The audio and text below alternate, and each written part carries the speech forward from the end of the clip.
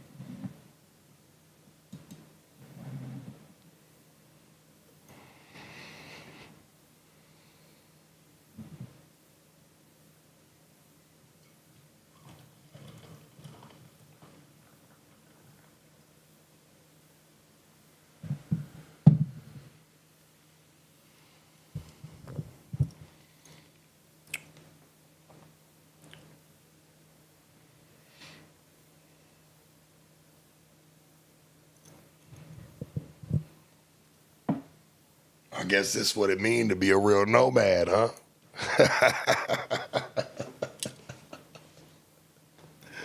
This what it mean, man.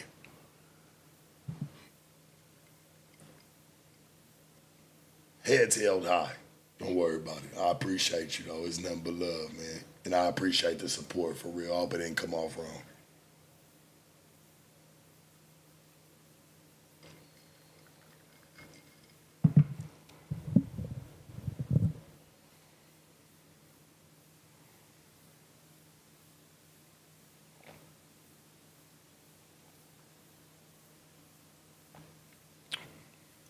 Where we at?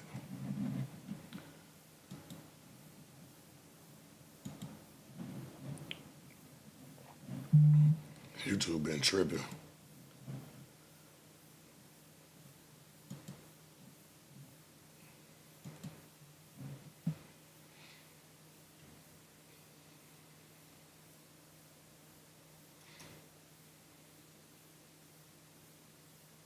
Man, I love all y'all. Real talk.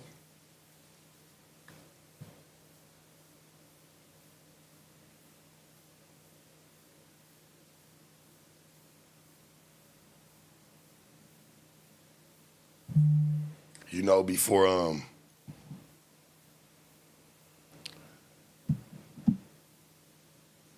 I got back online after some of the things that have taken place or some of the things that I've said, which I 100% stand behind. I seen the I seen the response that Adam. Well, I've seen some of it. I didn't want to watch all of it because I didn't want to give my full take and like spoil it all. You know what I'm saying? So like just even the bits and pieces that I've seen, I just wanted to make sure like before I came back online to address anything, I just wanted to make sure that I was gonna be thorough about it and I wasn't gonna be. I didn't want to talk from an emotional standpoint. You know, I didn't want to talk from that. Even though I'm upset about a lot of the things that have taken place, I get me being upset in a physical or putting any type of energy into it. It's not gonna get me anywhere. Sometimes you gotta treat shit. I mean, from where I come from anyway, sometimes you gotta treat shit like you would the bitch. Just kind of branch away from it and just understand what's happening and dissect it. And that's not no disrespect or trying to call him out of his name. Just that's just the way I. That's the only way I can really kind of resonate with it and understand it. You know of why. You know I need to probably take a step back and really look at this and analyze it the way that I should.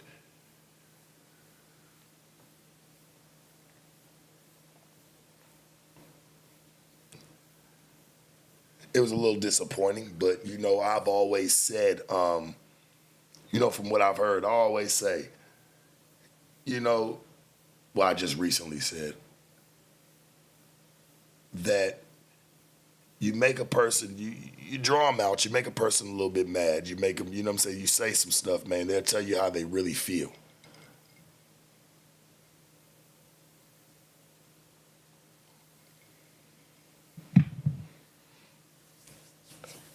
I see somebody said you were spot on about Leonard though.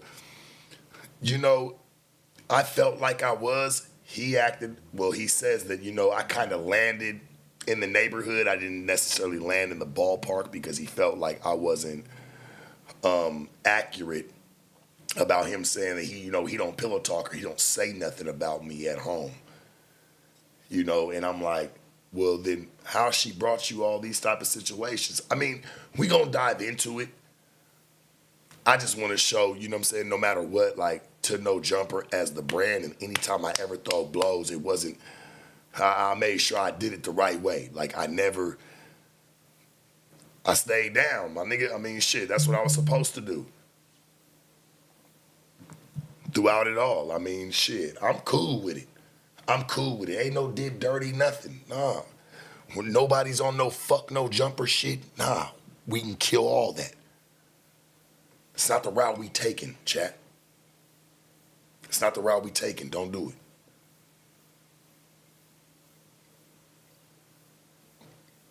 it. We definitely gonna get to that. Talking about that I was inappropriate to women in the workplace. It's unprofessional. Professional. What the fuck? How could we ever even throw that word around? Even though I've never disrespected nobody in that building that I ain't never said. If I did have a problem with them, that shit happened on camera. I've never disrespected no women behind the scenes. Especially from, I can't even say that, like, cause shit doesn't happen. Me and Blue Jasmine, we done had our fucking blow-ups, whatever. I feel like me and her, we have a love-hate relationship. That shit don't matter. But like, as of for like women that work for Plug Talk, like, I thought that shit was made up when I seen it. I seen somebody send me a clip saying like he was talking about me as it was unprofessional, about, how I came at women, or it was inappropriate for the women that worked at Plug Talk. And I'm like, I've never had no problems with none of them, not even the girls that worked, I think it's what, Viv and Monica. Been nothing. I think that's an end. I don't want to, get it wrong. Like, we've been nothing but cool. Shit, every time I see them girls, they say, hey, Sharp. It's never been no issues. Talked to them a couple times and never disrespected them, never degraded them, never made them feel any type of way. These are regular people, homie. But I get it. It's easy to accuse me of that because of what I've done on camera. I get it. I understand it. I get it now. Like, for real, it's easy to throw that on me. The liquor. Getting drunk at 12, 1 o'clock in the afternoon, dog, every time I did that news. And that's on my baby, nigga, on my son. I was always drinking water. Out of all that time that I was on the news, and anytime I ever did a fucking interview, hey, my nigga, if I want to pop a bottle and give the guests a drink to loosen up a little bit, hey, man, if that's my tactic, that's my tactic. It's a bottle of champagne. It's not hard liquor.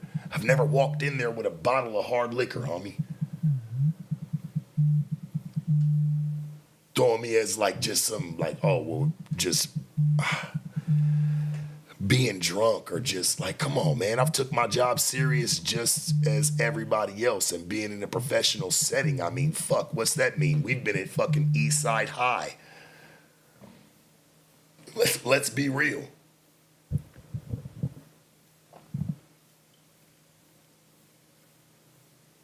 We were at fucking East Side High, man. Shit, there's no structure. There's no balance. Shit's everywhere. Real shit. Not here to knock. Listen, man, because this ain't no hate. This is somewhere I've been a part of. But if I feel like shit, man, that shit's headed in a different direction without me, and I feel like he kind of knew that. Adam, listen, homie. Adam, he would have never fired me. He didn't want the riffraff that came behind it. Unless, like, I just zeroed myself out. Like, just fucking sharp bottom line, it's fucked up. Does it even make sense at this point?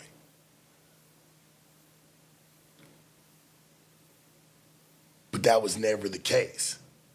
And when I talked about like shelving me, or just like kind of like put me in the ice box, yeah, I felt that way because I brought ideas, I brought different situations to the table that I felt like could work. And if they couldn't, let me know.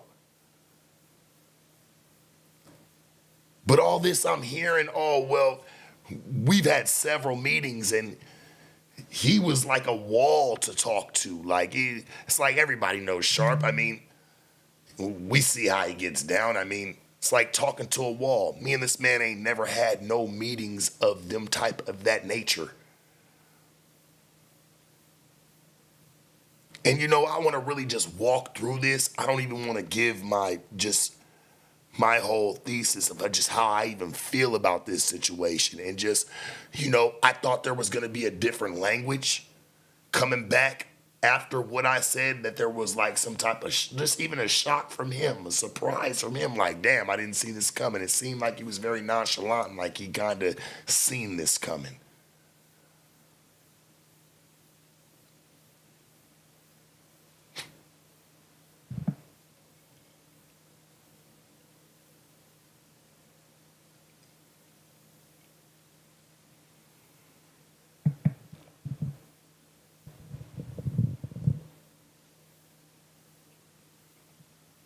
I was disappointed in hearing this.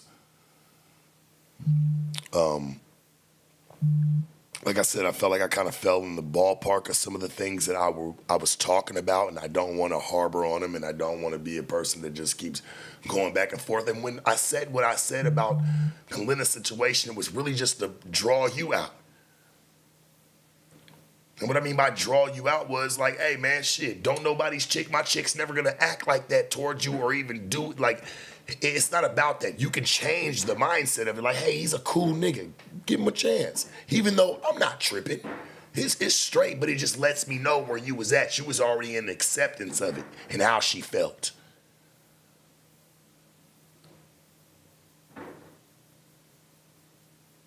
Like, I'm not, I'm just,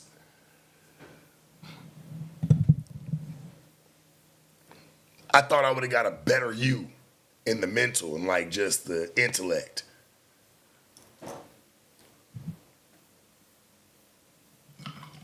Let's see. I don't even want to play the video. I just want to play the sound. So we gon', you know what I'm saying, really rock with it.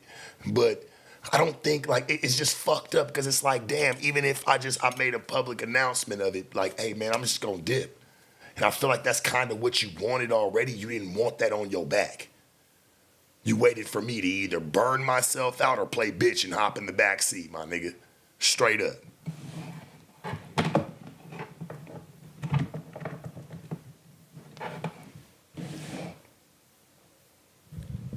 That's really how I felt about it. Man said he ain't talked to me in months. Cool. But it just goes to show what's been really going on. This your business. I felt like when I heard some of this, you don't really be knowing what's going on in your business. Either you don't genuinely know what's going on, or nigga, you play stupid good as fuck. I swear to God, homie. You play stupid good as fuck. You hella good at that, bro. You told me I don't take accountability for what? If I fail at something, nigga, I fail. If it's a fucking dud, it's a dud.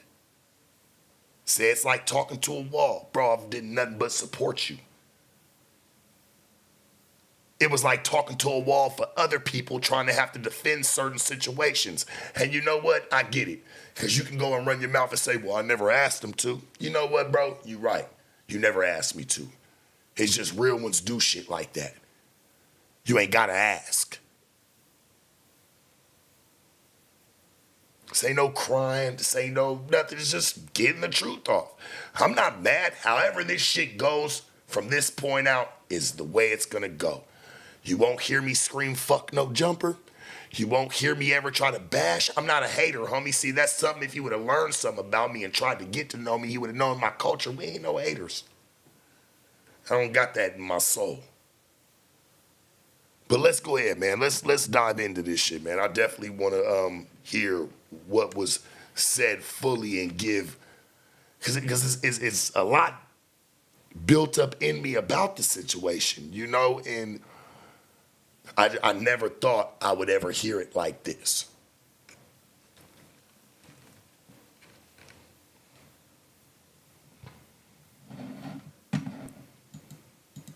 On, let's just get that clear right now. It is 78 degrees. That is too hot. We got to go colder. Can we confirm this? Am I actually live? It says 0 people are in here, so I'm a little hesitant to buy into it until I see a comment or two.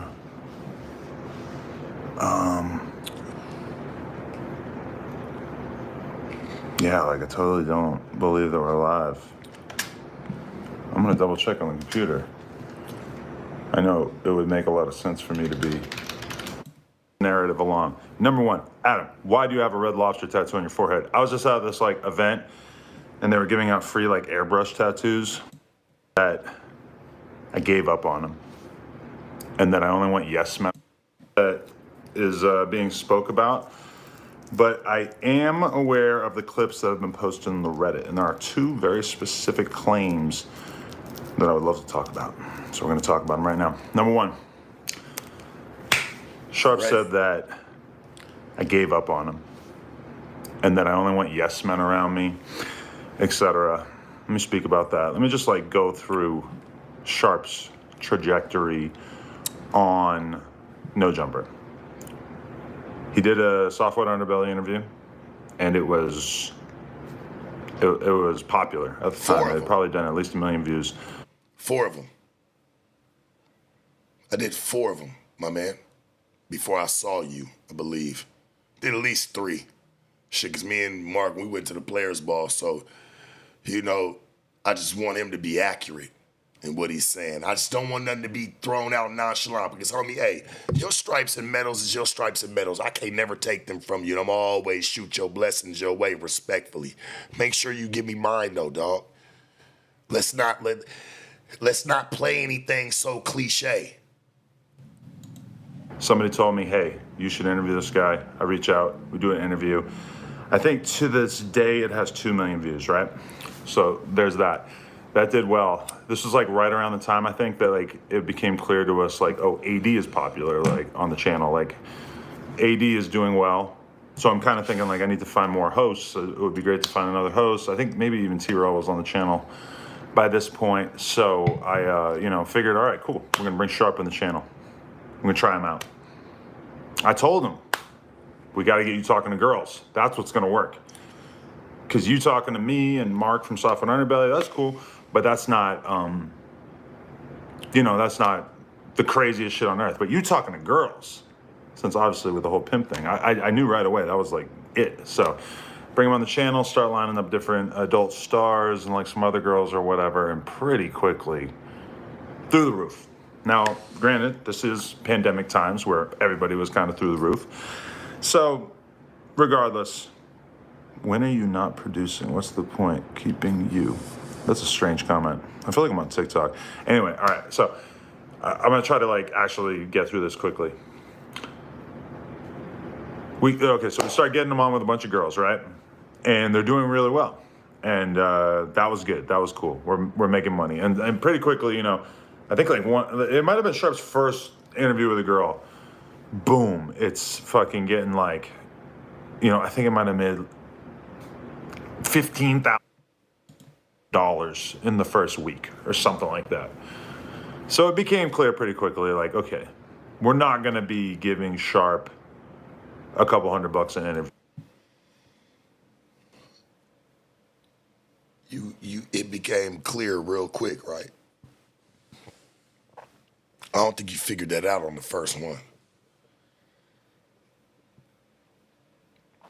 And chat, like, correct me if I'm wrong. Like, anybody, like, he's very business savvy. So that's how he comes off. Like, he knew that not just because of the first interview. He starts seeing this shit was going to really make a bag, and it really wasn't because of that. It was really because of the Tucker the Toe Sucker.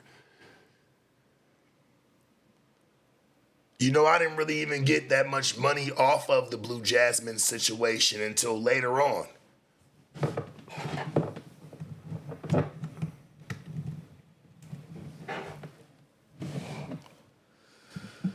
I really didn't. Like, to be honest with you, like, I didn't really touch nothing from that one. Like, that shit was pretty much nigga in his pocket. I'm just keeping it real. Like, and that ain't nothing against him. Shit, he didn't know nothing about me. I didn't know nothing about him. Shit, we're just trying something out at that point. We're going to have to split the money up to some point. Now, what was our split? None of your business. Don't worry about it, guys. But that was what we were doing, and it worked. Now, at no point during What we can say is this, and I won't talk about the split either, but what I will say, I feel like I should say, it was probably, well, I can't say probably, it was the most money I think any other no jumper host in history has ever saw, and I worked for every bit of it. It wasn't handed out, so don't just think he's just going and handing out bags. I'm not gonna throw that on his back, like just where he's just like, yeah, if he feels like you got talent, he's gonna give you this bag that is equivalent to the talent. No, I made the money that was due to me, and in return, I made sure that I didn't only bring views to the channel, traffic to the channel, I brought money to the channel. So yeah, it was just I don't want to go crazy. I just want to really just walk through this one, homie. first time on the channel, has it ever been discussed the idea that Sharp would be on the No Jumper show, on the Tuesday show? That was never discussed. And then even beyond that, like, it was never discussed that he would start his own weekly podcast, right? We never got into that. That never really came up. Okay. I don't want to, you know what I'm saying? I want to make sure his words play out before I say anything that I have to say. Now, when it comes to the Tuesday show, I was never tripping over that.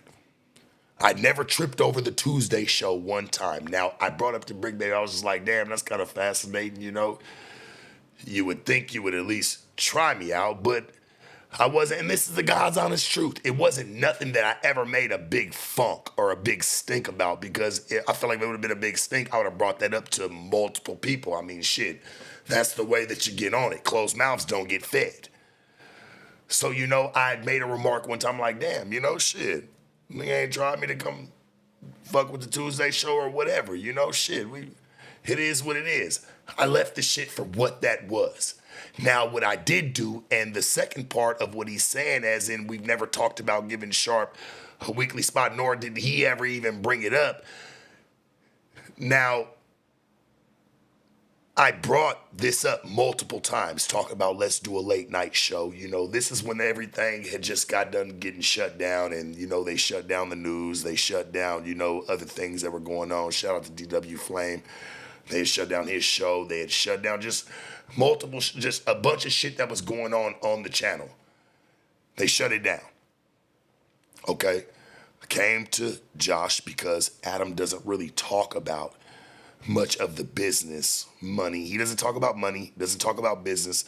He has people to talk about that for him, so he just wants to be who he is right here, right now, what you see or what you hear in real time. He doesn't want to have to deal with any of that. To him, I feel like he finds it almost as a form as like confrontation, just in case, like, because shit, people disagree in meetings, people disagree in business situations. Like, I don't think he really likes those too much. So, and granted, he has people who can deal with that for him. I'm not mad at that at all. Like, that's some real shit. You can do that, but just all this, we never talked about nothing. I did talk about it. I wanted to do a late night show. I wanted to be able to do a late night show. I'm like, shit, man, that's something I feel like we can grab. Shit, we'd only be down airtime. Shit, I could do it a couple days a week even. You know what I'm saying? We'd be down airtime, give or take, nigga, what, 12 hours? Shit, we keep the motherfucker running. Shit, if we're gonna run it like McDonald's, run it like McDonald's. The only thing we ain't did was run a 24-hour service yet. Shit, we're pumping shit out like it. Used to be filet mignon. Top taste. But I get it. I see it. I see what we were trying to do. I come to Josh. I say, hey, Josh, let's do a late night show. He says, all right, we could think about it. I'm like, all right, cool. I come back a few weeks later and I say, hey, Josh, what you think about us doing, late night show or anything like that? He says, we just don't got people that can stay that late to run the boards and yada, yada, yada. And that's no disrespect. I don't want him to say I just yada, yada, yada them. But, like, he was just letting me know, like, what we couldn't do. And I'm just like, all right, well, we can't do that. And then as the time went on, I start seeing shit. Y'all running a music stream.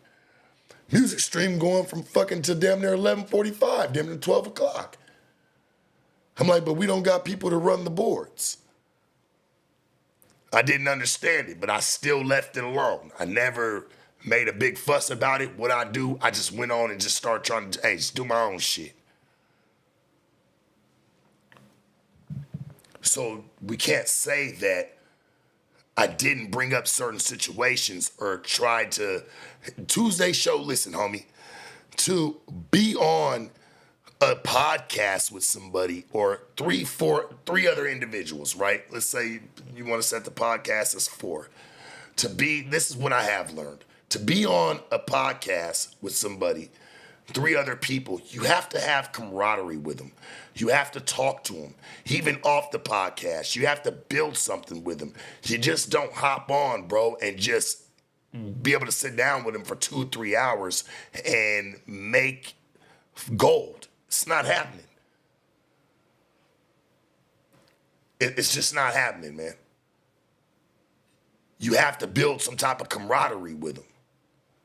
So, of course, him saying, like,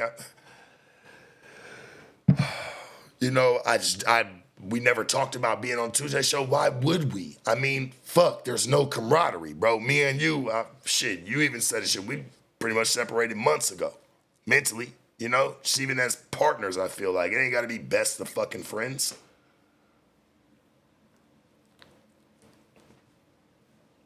Straight up. But if we do good business, and I've been doing good business, and we see something that's lacking thereof, we should be able to sit down. So Sharp's doing his thing, the years go by, and as time goes by, I think he starts to become more and more self-conscious because he's reading the chat, he's reading the comments, and the comments are kind of saying, hey, this guy only can do one thing, this guy can only scream at fucking at girls, and that's not necessarily entertaining in the long run, right? That makes sense. So I think Sharp starts trying to like broaden his skills. And I shouldn't even act like he wasn't doing that from the beginning, because obviously he was talking to other pimps. He's talking to, rappers. He's talking to, a decent variety of people. But obviously the shit that's going viral is the girls. So. Shouldn't I be? But look, even when it's with some bitches or I'm doing content with bitches and shit might be going up, shouldn't I be trying to evolve or expand my horizons? Should I be stuck just in a box? Yeah, that's cool. Getting into it with bitches. Yeah, if that shit's what's gonna happen and a bitch says something stupid or there's some type of bullshit that comes behind it, all right, cool. But I've never sat there and purposely tried to have some issue with a bitch, homie. Straight up. Call it whatever the fuck you want to call it. My content was pure, it was genuine, it was real. In real time, real life. It was like the first couple of years. Then AD, T-Rail, Duno, etc. They all leave at the same time, right? So that happened. And Sharp stuck around. And, Adam, and the only reason I paused you right here, because you gon' hold on. I'm happy to have him on the channel and everything. But to be honest, by that point, he had already kind of found himself in the same position that he's in right now, where the views are not really coming in the same way that they used to. Why wasn't the views coming in the same way they used to?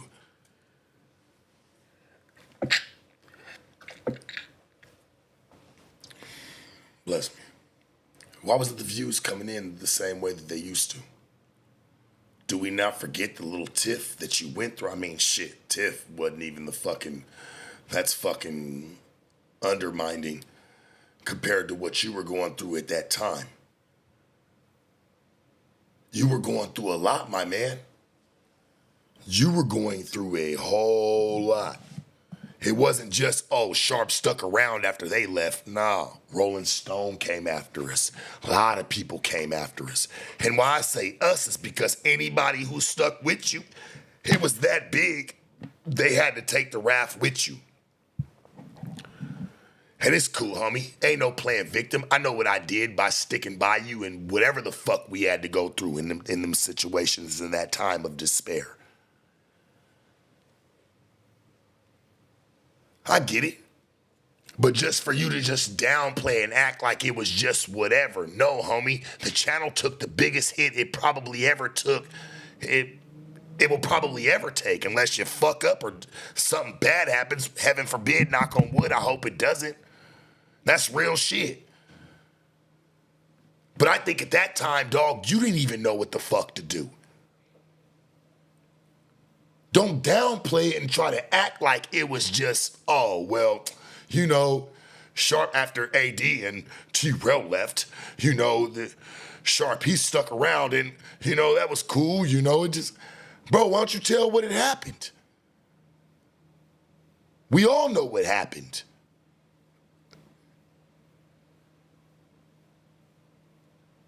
I'm not gonna recap on it, nothing. I stood behind you on it 100%.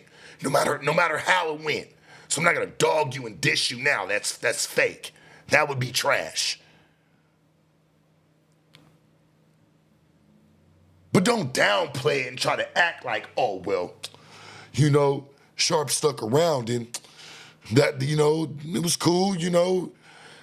Bruh, let's think about why. You were happy I stuck around.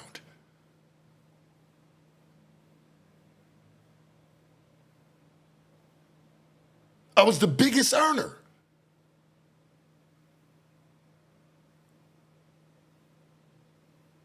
In your heart, you should have been fucking ecstatic if I stuck around. We ain't gotta be the best of friends. But nigga, I know that shit was a lifesaver. Please, let's not downplay it now, my man, that's all. Let's be respectful to one another, you know? Now, I'm not hating on him for that. I'm not getting on his ass. You can't get on my ass. It was the worst time of your fucking life. You didn't even know if you were gonna step back to podcasting. I seen it and heard it in you. I said, oh shit, he's about to really give up. He's saying, fuck this, the jig is up. Straight up, he was about to give the fuck up. And before I came to No Jumper, I hear about the state that it was in. I don't really hold any candle to that because I wasn't there for that. So I can't sit there and put my stamp on to say, oh, well, was No Jumper falling off before I got there and only people were watching it in 2015 or 16 or whatever it was, and then it kind of took its turn. I'm not here to say any of that. Like, that shit could have still been rolling. I get out, content makes its way. People are going to say shit.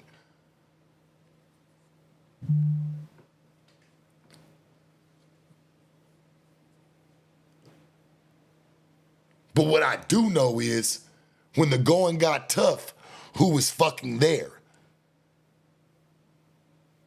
And people riding with you, homie, it didn't just impact you. So I would have respected more if he would have just put a little bit more emphasis on it of how certain shit happened and not just act like, oh, well, you know, so nonchalant. Well, you know, Sharp stuck around and that was cool and, you know, I'm not hating on him or nothing for that. How could you ever hate on me, dog? I guarantee you that was one of the worst times in your fucking life. You felt nothing like it.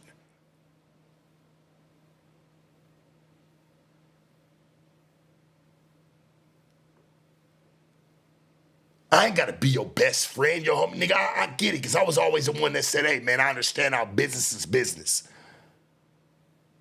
But I felt like we even gave up on each other, man, in the business aspect.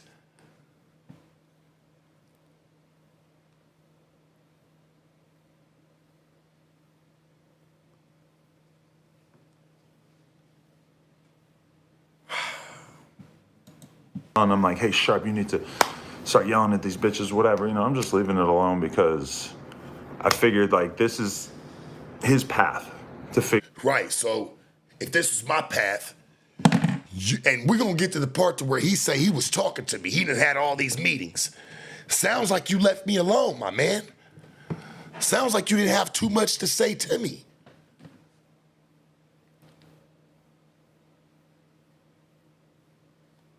Sounds like you didn't have much to say to me, my man. You let me take my own path. When did this happen? Now, obviously, if he's getting millions of views screaming at girls or whatever, that would be great. From my perspective, you know, money's always nice. But if he doesn't want to do that, if he feels like that's kind of just lame at this point, whatever, then I guess that's probably. I never said it was lame. I just said we need to take it up a notch and we got to keep it realistic. A 20v1 should have been happened. Fuck me even having to go and emphasize and even fucking say it. Straight up. Which I did.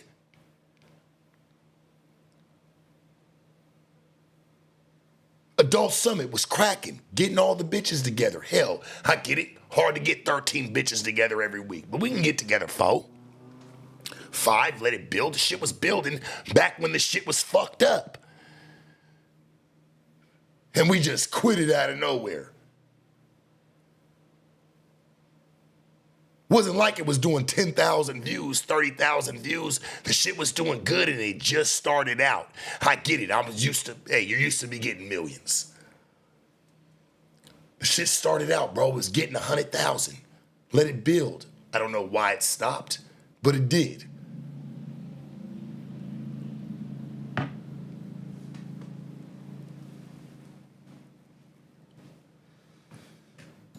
Fair. Like, I'm not going to try to, like, you know, convince him to do another kind of content if he's not. You're not going to convince me. You're not going to try to convince me. Sound like a man that never had a conversation with me to begin with. Sounds like somebody who was already just accepting how things were just going to be. You're real nonchalant in this one, Adam. You don't really seem too surprised in how you had to address this. You don't sound too shocked or like, damn, I can't even believe that I had to even come say this. With it, right? So that's pretty much it. Like, that's what he's been doing. Now, I do want to mention also, holy shit, $50 donation. Shout out Red Lobster, SETI2 Fly. Wow. I appreciate nice to have you here. Too. I mean, I feel like people are so much more likely to donate when you're like looking directly into the camera like this as opposed to doing a regular podcast, whatever. But that was basically like the whole thing. Like, we never talked about Sharp having like a weekly show. You know, like, he came on the No Jumper show like a couple times around that period. And it just, like, you know, like, as a conversationalist, like, I fuck with him.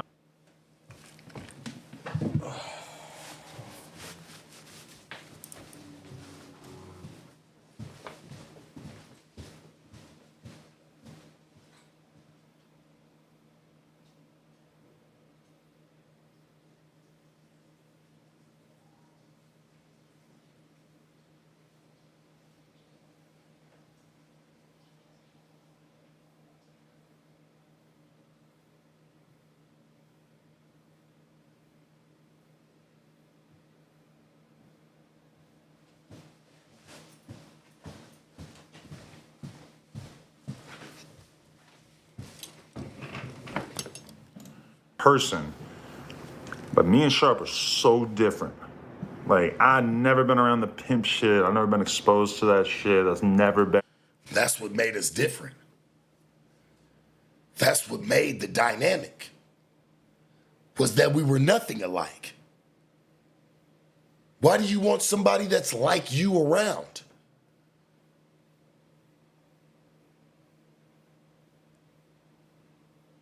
Is that like a challenge to you or something? Like, you don't want somebody around you that's not like you? Like, what the fuck? I would never want to be you.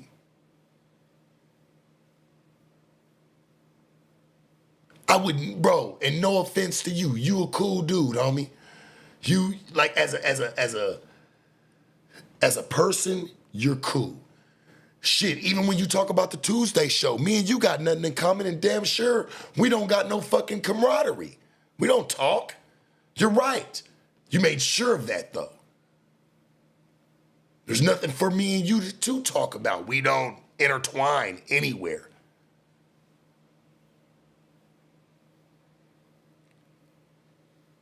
Real shit. I get it.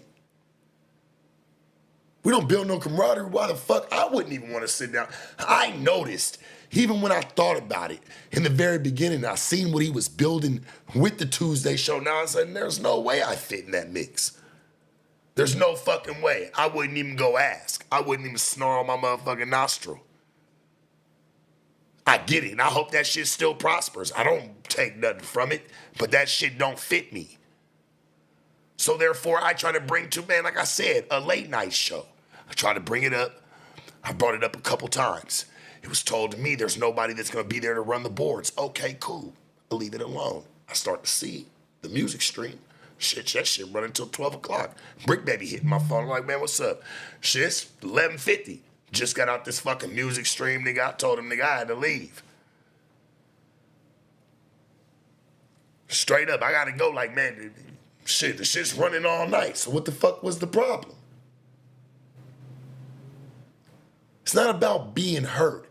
It's about the business we could have did way better together, homie. It's not about being hurt. Yeah, it hurts me to hear certain things, but to hurt me to where I'm mad at him, want to see your business fall, want to talk bad about it in that sense to say like, hey, you're fucking, this shit's just trash and garbage. I ain't gonna do that, my nigga. I'm not.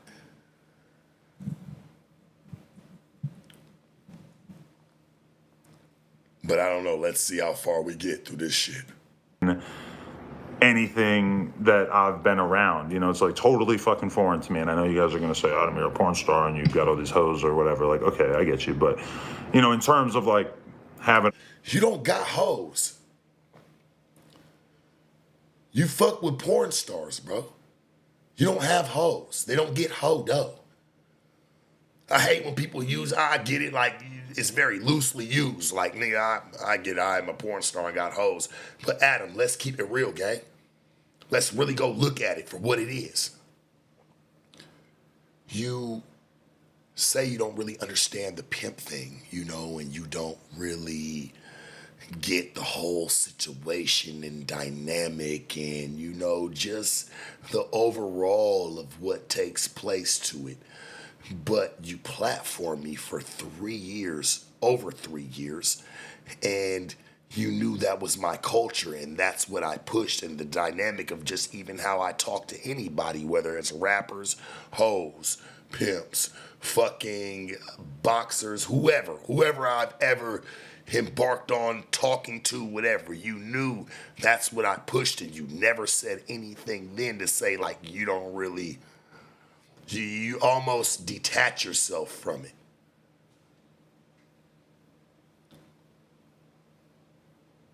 Am I tripping?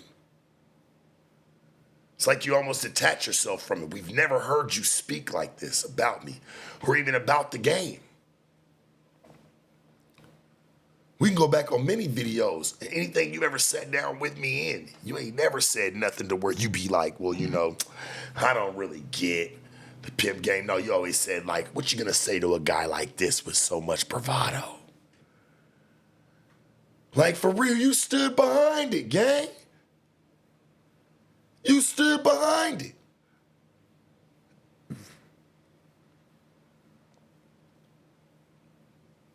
Now that it don't probably make as much as it was during the time you said it was.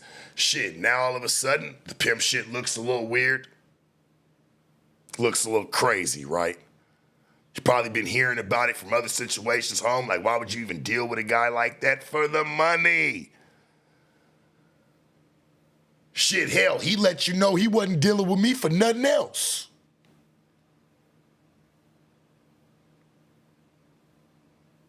He let everybody know he wasn't dealing with me for shit else. And once that bread, man, hey, shit, I don't know what this pimp shit is. Oh, man, shit. We on a new fighter. Hey, gang members, come here.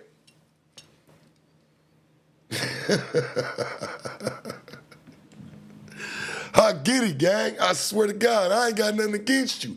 I'm just some real game, my nigga, and I understand what be really going on. Shit, I'll still shake your hand. Walk okay. the fucking stroll. It's not. You ain't gotta I don't know walk the anything stroll. about that world. I don't know. You know, a lot of it is very foreign to me. Yeah. And even beyond that, you know, just like as a conversationalist, like he's cool, but he's not like my number one dude that I would want to have a conversation with every Tuesday. Granted. Right? Granted. But I mean, we never even got to the point of having that conversation. Because you never got a chance to know me. You never really took the time to really come know me. You took me for face value. Like you said, you never really knew the whole pimp thing. You never really got it.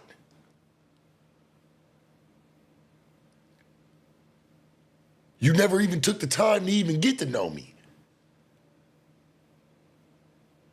And to me, that's cool. Bro, that is fucking cool. But don't say this. Just don't say this. You ain't got to. You ain't even had to say any of that on me. You really don't. That shit's crazy to me.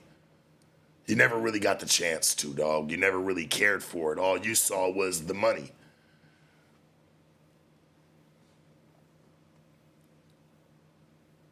Like I said, I feel like I set that tone. That's on me. To where you didn't even really see what was going on in the company because, shit, you was too busy worried about detaching yourself from me. So you didn't even really see what I was going through behind the scenes through certain shit. And I get that. That's why I don't put it all on you. It just, you know, you're there and you know how this shit goes, and not to mention, you showed me how it goes. Somebody don't fuck with you, don't fuck with you.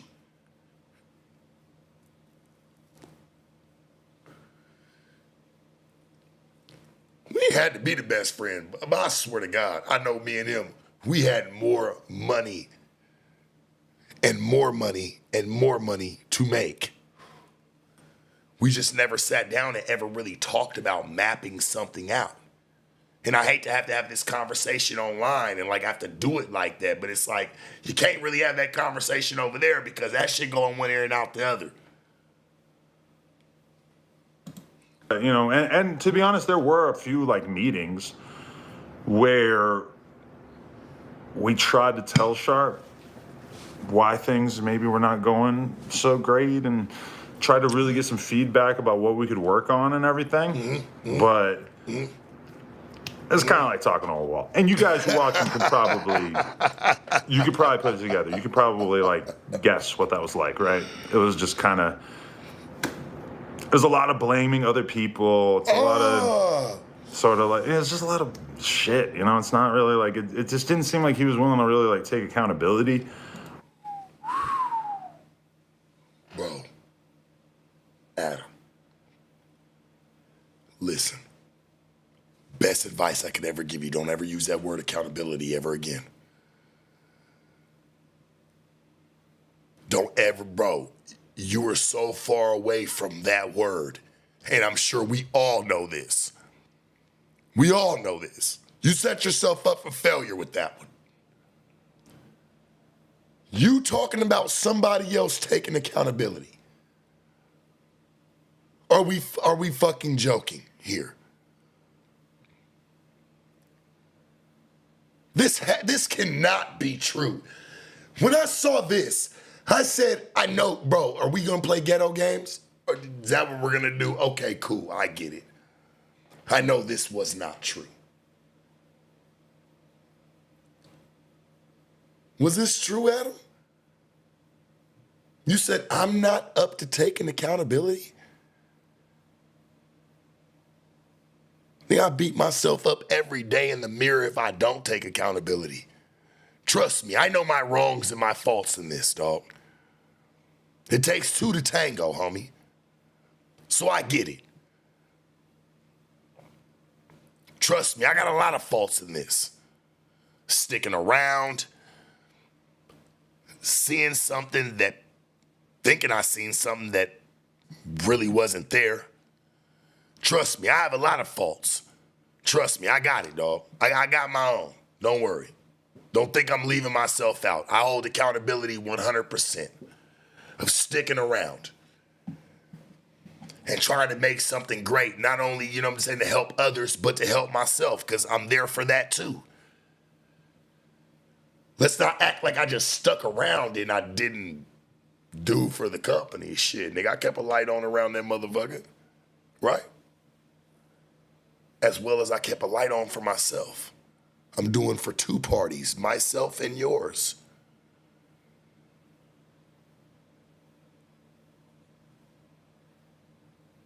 I mean, damn. I ain't saying I made you rich, nigga, but fuck. I know I held my motherfucking own. And the way you talking, and from what I've heard, like not even just this, but just from what I've heard, it's like, damn, dog, you can't even give me my stripes and my stars and let me walk like a real veteran. You make it seem like I'm hard to deal with, and it's like talking to a wall when you talk to me and acting like we had all these meetings. When did we have all these meetings, Adam? Because like I'm really like fucking like my mind's like I'm really trying to like run through my memory bank, and I don't really remember too many meetings. There's a couple that come to my mind. I ain't gonna lie to you. There's one that comes to my mind. Actually two. And I'll talk about the two that come to my mind, the meetings that we had. And there was one meeting that we had just recently that there was probably the only meeting we had, the last one we've had, was where you had said, man, y'all text me talking about, Josh text me talking about, hey, we got a meeting for you Thursday or someday, whatever the fuck it was, to where, hey, come in at this time. We want to talk to you about something. I asked Josh, everything okay? Yeah, we just want to talk to you. I come in the office. I come in for the meeting. We sit down. It's me, him, and Josh. And he's like, well, we've gotten like reports, whatever. I don't know what the fuck. But like, oh, well, you've been, charging people for interviews. I'm like, what the fuck you mean I've been charging people for interviews? Yeah, we just, we heard that, you may have been charging people for interviews. I'm like, bro, I ain't charged nobody for no fucking interviews. All right, we get over that part of it. He asked me, how's my stay in LA? I tell him some of my concerns and my complaints about how my content's being put out and the way it's being distributed. I talk to him about what I can do more. That shit lasted like a fucking Mississippi 5 fucking minutes. That shit fucking Denver 5 minutes. That shit was quick. He like, all right, man, appreciate you, G. Appreciate you, G. All right, everything's cool. I even called the person that he said I charged for an interview. Called the bitch up. That's the only time we had our last meeting, was to call me in to ask me if I was skimming off of interviews. Wasn't no fucking meeting about where I can go next or about what approach Sharp should take. No, I'm just going off of what he said. We've had these meetings. I'm telling you what type of meetings we've had. Y'all wonder why Zushi ain't around me no more. Y'all remember we all had a meeting there too. I wonder why they're cutting me off the packs. Comes to find out, shit, they busted a whole deal with this nigga behind the door. And you know, my nigga Stacks at least kept it real. Because if it wasn't up to Stacks, shit, I probably wouldn't even have been a part of that meeting. They would have just made the move without me. Straight up. I lost Zushi because of that shit. Nigga, we in a fucking meeting. This nigga stands up and says, hey, Sharp, let me talk to all of them without you. I'm the only nigga that gets excused from the room. And this is somebody I brought there.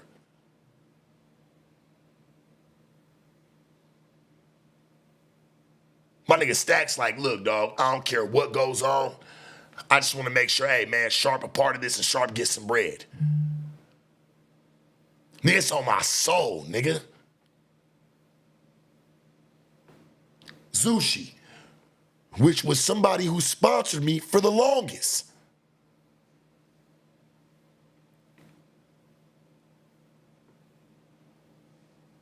This nigga tells me, hey, man, can you walk out the room for a minute, Sharp? I want to talk to him. This is niggas that I brought there as my sponsors. And he got others in the room talking about, hey, Sharp, can you walk out for a minute? I need to talk to him for a minute. About what? Why are they involved on some shit that I had something to do with?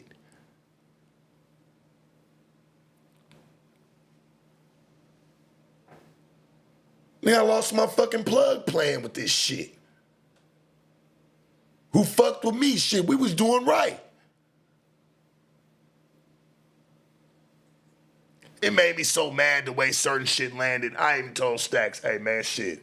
I ain't even tell this nigga. I told Stacks, hey, you can just go ahead and you can keep, hey bro, keep y'all percentage. I don't even want nothing off of it. I don't like the way I'm being treated through it.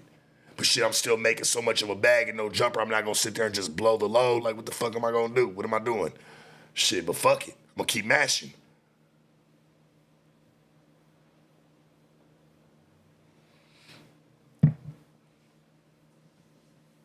Had Big Chief fucking with me.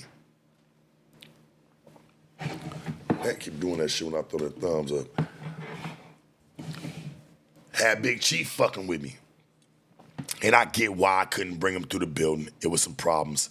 And I understood it. That's why I just left the brand alone. I'm like, all right, I understand it. They tried to put fucking little scumbag shit on the table that they did the collab with fucking Zushi on. I'm like, nah, nigga, we ain't putting that on the table. Well, shit, we're not gonna let you put Big Chief on the table, you know, unless we get a percentage. Well, they ain't gonna wanna cut you a percentage because of everything that happened. So I guess if I don't drop them shit, it's gonna be what it's gonna be. So I left it alone. Shout out Big Chief, man, shit. Shit, I lost motherfucking sponsorship. Shit, we never got a sponsorship again for me. Shit, I shouted out King Palm. King Palm's on the table, nigga, next week and was there to stay. I was roasting somebody's joints one day, nigga.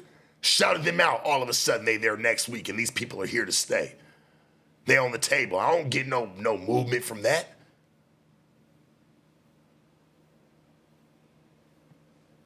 I'm just saying the real, if we kept it fair, let's keep it fucking fair, nigga. Let's not play games. Don't play me out like I'm just some bitch ass nigga, dog.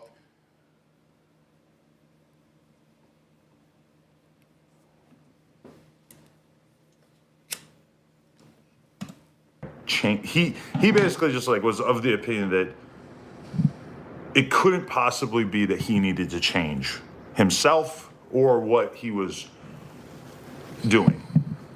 And it just, I kind of got frustrated from like doing those meetings and shit because it just didn't really seem like he was willing to really be like real. What meetings? What meetings, homie? What meetings did we have, Adam? Honestly, you brought me in to ask me pretty much, was I skimming off the top of the fucking interviews? Let's not fucking lie. Then you ask me, well, how you like living out in LA? I'm like, it's cool, but then I raise some of my complaints. Now all of a sudden that's an issue and that's making it frustrating for you? You don't even be knowing what's going on in your company because, nigga, on my side of things, you don't run that. You leave that shit to Josh and Laura, nigga. You don't run none of that shit. You don't lead any of that. You don't even want to talk to nobody about that. Stop acting like you know something more than you really don't know. Or like I said, you play stupid hella good. About shit. So I just kind of went hands off. And that's how it's been for like the past like 6 months, 8 months, whatever it's been. It's been a while. 6 months, 8 months, whenever it's been. When did I get the notice? This nigga checked out on me, nigga, months ago. Think about it. I wouldn't even have stayed with the platform, dog. If I know, hey, you felt some type of way, or you felt like this shit wasn't like just even working for you, why not be a real nigga? Why not be a vulture to my fucking culture and what I'm doing and where I come from? Why not just be a real nigga and be like, hey, bro, his shit ain't working? You gonna say now after everything. You never said that when that shit was making bread, Adam. When my culture was making bread, nigga, I'm in there solely making bread. Boy, you thumbing it back.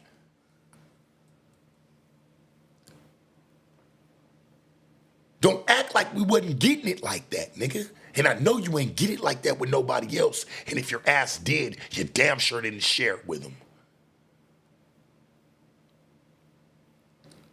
Nigga, I put this on my life, nigga, on my balls, let my balls drop. That nigga hated answering my phone call that one time, nigga, during Christmas. And had to up my percentage. He ain't never answered a phone call like that probably ever again. He was kind of faded too. He was like, you know what? I was like, yeah, nigga, you see these numbers, say, you know what? We're going to go ahead, we're going to just push you. I think it's only fair. I think it's only fair too.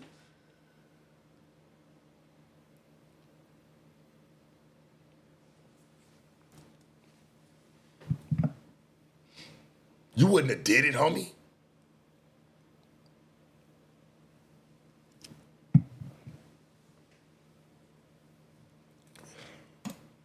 Since I even like had a conversation, shout out Gunner, $10, what the fuck? You work at the store. You're not allowed to give me $10. I'm gonna give you $10 when I see you. I'm actually gonna give you $7 because YouTube takes their cut. But I just been letting him do his thing. And today was when I found out that he like apparently feels like I, solely want to surround myself with yes men and everything like that. Okay, this is my rebuttal to that. I do a podcast with Whack every week. This ain't got nothing to do with Whack. Whack is one of the most frustrating fucking people on earth to have a conversation with. And all the time on the podcast, I bring shit up that I think Whack's just going to agree with and that we're going to be able to have a conversation about. And then I quickly realize, like, oh my God, he's going to argue with me about this. Even though 3 seconds ago, I had no idea that anybody could actually want to argue about this with me. Whack is the most argumentative person I've probably ever been on the podcast with. Maybe short of Dame Dash. Dame Dash was probably worse than Whack. But I love Whack, and I love doing content with Whack because he's just like a great conversationalist. I'm not looking for you. Look, and I think this is where he gets it fucked up because he takes it back to like him. Like, I'm not tripping off of doing content with you, gang. I'm not tripping off that. I was trying to make other moves throughout the company. That was it. And for you to make it seem like I never said anything or there was just, I don't have any, this wasn't even a conversation. This is bullshit. This is drag. If I know I can make more bread, homie, I'm over here thinking about other ways. I'm not gonna let my fucking bag deplete. The fuck's going on? So the idea that I only want to be around yes men, I disagree with that. And I understand the criticism of Brick and Lush when people say that they're a little too yes man-y. And I've kind of like brought this conversation up on the podcast in the last few weeks where I want them to like challenge shit more and I want them to have their own opinions more. And they can tell you that like even in the last like week, I've been in the group chat saying like the best thing for the podcast is like come in with your own developed takes about shit, like shit that you feel strongly about, that you want to argue about, and Okay, this got nothing to do with me. Let's be honest. What's this have to do with me? Like, all right, cool. I'm not tripping off the Tuesday show, bro. I get what you want, what you don't want. Even though I am confident, I am not gonna agree. Yeah, I am gonna say certain things. Yeah, I am gonna speak up. I have a strong voice. Whether that fits for you or not, I never looked at me coming onto the Tuesday show as the fucking highlight of the problem. Or me sitting with you and doing content, you bringing up whack and all this extra shit. Don't forget, nigga, it was me and you that was really the last left.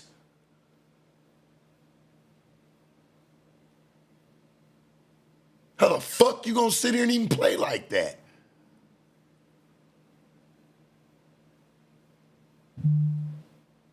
Cause I get it, bro. You forget things. Once you over it and you go past it and you damn near drowned and niggas helped you, nigga come over there and say, hey man, you all right? Yeah, I'm all right. What you talking to me for? You like that, gang. Same nigga that helped you, nigga.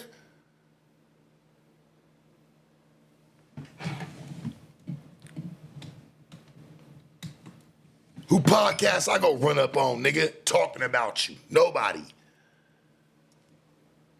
And this really wasn't even about you. Really? I just don't like how the platform ran anymore. It's changed. Yeah, I'll take my accountability. That the platform outgrew me, but I also outgrew the platform. You want me to go from talking to buckethead bitches? For real, let's be real here. You want me to go from talking to buckethead bitches?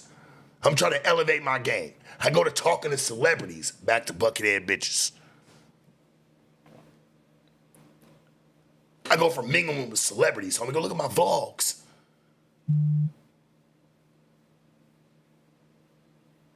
Talk to icons.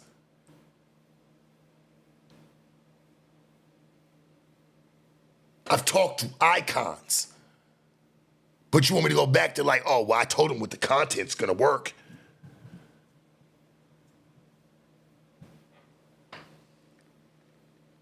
What are we doing?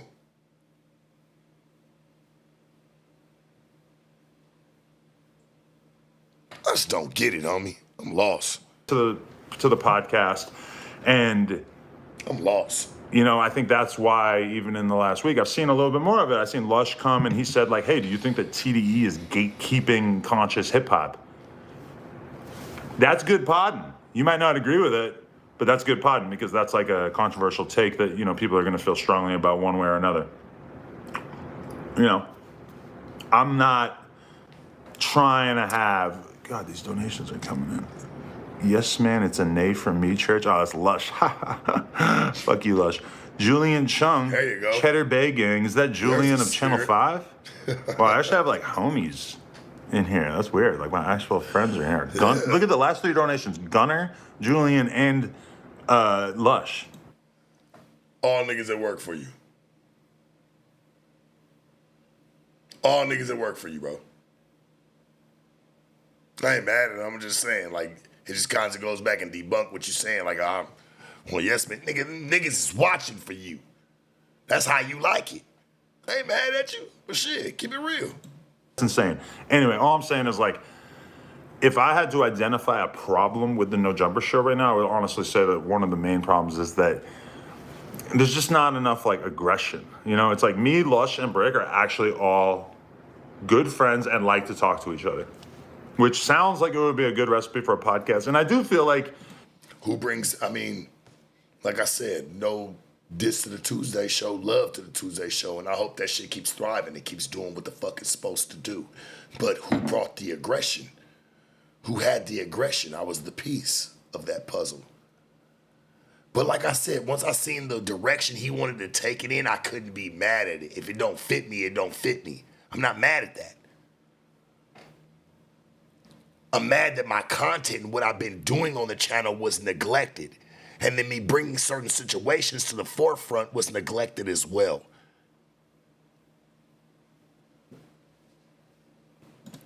it is like if you watch the most recent episode of the No Jumper Show, I feel like we just had a great ass conversation, and you know that's not always going to get the most attention when you just have like a good 4-hour conversation, right? I do think that like if we were going to add somebody, I would want it to be somebody who was a little bit more inflammatory. You know, like sometimes like the best moments of me, AD, and House Phone were pretty much us screaming at each other, right? Like us not agreeing on shit at the very least. What the fuck? The broom fell. Okay, that actually made me jump out of my fucking skin. So, you know, as far as like Sharp being part of it, I just never really thought about it, to be totally honest, because I never really enjoyed talking to him like on a podcast that much, okay? It's just not like, you know, he's cool to talk to, but at the same time, it's just the conversation gets sent in like weird directions. If that's the case, right? You came and sat in on a certain interview that you were not invited in. It was not about you. It was not set up for you. You weren't even fucking thought about. And you came and sat in on that Jay Diggs interview. But I was cool with it. I'm like, why is there an extra mic getting set up? Oh, Adam say he gonna come sit in with you today. Why? You don't want to sit in with me any other time, but you want to come sit in on the Jay Diggs interview. This is my shit. Not to mention, and you know, this might be petty, and I gotta kind of like, cause we talk about playing fair, you know, like that was really my interview, but you labeled it as a No Jumper interview and not a Sharp Tank interview. That was kind of crazy to me. Never said nothing really about it either. I never really raised any argument. But just even it being accounted as a piece of my content. That was kind of crazy. You were never invited on the Jay Diggs interview, dog. That was never really for you. Nobody asked you to do that. I never asked you, and I know Jay Diggs never asked you, nigga. I've known Jay Diggs way before you. Real nigga shit, real street shit. I've been on this nigga way before you. Me and him got histories, homie. So that shit had nothing to do with you, but you still sat in the middle of it. Why?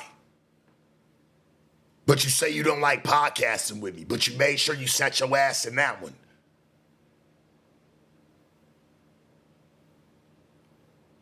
Don't say that type of shit, bro. And then you contradict yourself when you do shit like you do. You come sitting there. If it's something worth sitting in, bro, if I brought anybody tomorrow, my nigga, shit, if Sauce Walker wanted you to sit in that interview, and let's say he called me, nigga, he ain't had to say, nigga, he just would have been cool with you. And said, man, shit, I'm just here just to come fuck with Sharp. And you would have sat in that motherfucker, dog. Straight up. You knew he didn't ask for you, he asked for me. And I ain't even talked to the nigga. He sent it through the grapevine.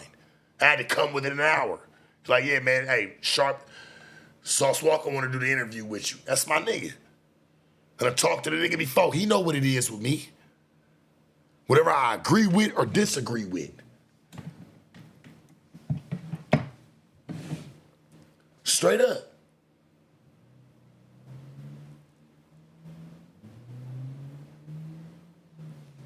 That shit crazy, homie. Necessarily staying on topic. It's just, I don't know. I mean, you guys Stay can on topic. You can tell me if you think the Sharp should have been added to the Tuesday show. Nowhere ever along the way did I ever see anybody telling me the Sharp needed to be added to the Tuesday show, right? Like, I just never. That was never like some big narrative, right? I never remember the fans saying that. And for me, I never really even thought about it that much, to be honest. It like briefly crossed my mind. Only because somebody else who works in No Jumper mentioned that Sharp said something about how he thought that he was going to basically like earn his way onto the Tuesday show. I never thought of it that way. For me, with the Tuesday show, I've always just been trying to like shape a cast that I felt like could have really, really good conversations on a consistent basis, right? You should. And you know, we're still working on it, but I do think that we've come a long way. So as far as Sharp feeling like I'm stalling him out, like, bro, you're doing the same exact shit. You were doing the same, like, you're just doing interviews with people, which is the same shit I'm doing. I didn't leave you out to dry, bro. Like, you've been doing the same thing. Like, maybe me not being involved has kind of, like, left you feeling like I could have done more to develop your shit or whatever. But I'm gonna be real. Like I sat down with you like a couple different times and tried to like give you advice and coach you through podcasting shit, and instead his attitude was basically just that like shit was fine and that everybody else needed to change. And maybe it's because so and so isn't helping him get enough interviews or whatever. Oh yeah, and I remember what I want to say though. I was like, at some point, I think maybe like 6 months or 4 months or something after AD and T-Row and them all left, Snakegate as I've called it, Sharp started talking about how he wanted to move to LA. And so I'm like, okay, let's give this a try. We're going to give Sharp X amount of dollars as opposed to just a pure profit split. We're going to give him X amount of dollars so that he can move out to LA and that it'll make sense for him to be out here. And I'm kind of thinking like this is like a pretty good idea. I'm thinking at the time this is a good idea because I'm thinking Sharp's going to be going to all the parties. He's going to be meeting all the people. He's going to be out there in the field acting as like a representative of No Jumper and then sort of like bringing guests. I go to the parties. I've been outside. I don't know if this nigga got the memo or not. And being out here in LA, I don't know if he got the memo. Nigga, they're not fucking with No Jumper. They like me all day. They fuck with me. Once your name comes up, No Jumper name comes up, nigga, a frown comes upon them. They don't even fuck with it. And they start talking about the time they felt like they got bagged on the channel. Are you fucking for real, bro? Did you not get the memo? You've been out here before I have. Is this nigga serious? We are on a fucking no interview list. We cannot be fucking serious here, homie. This is fucking, this is phenomenal. He knows this, but puts it on me. Oh, I thought Sharp's gonna go to these parties. Now I go everywhere. They don't fuck with No Jumper, bro. You know this. But you leave it to me to say it. I get it. I'll take that one. It's on me. To have to say how many celebrities. Shit, I'm sitting there, nigga. I'm at the fucking Hollywood Impact Awards. YK Osiris sees me. Man, he noticed me. Like, man, I fuck with this nigga. He look at the basketball. Look, he got it in his eyes. Like, man, I fuck with this nigga. He goes, he looks down. I'm trying to hide the basketball, dog. He sees the basketball on the microphone. He just looks back up at me and was like, I can't even do it, bruh. And I ain't saying that he's the top of the top, but damn, my nigga, there's a lot of people that feel like that. There's a lot of people that feel like that, homie. It's hard to get them.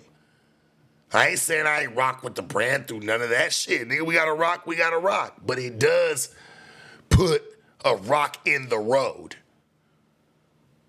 I mean, fuck, my nigga. I'm everywhere. BET Awards, all that shit. There's some people that just wasn't fucking with us. They don't give a fuck who it was. They're like, man, Sharp, we fuck with you. We don't fuck with that. Gotta go.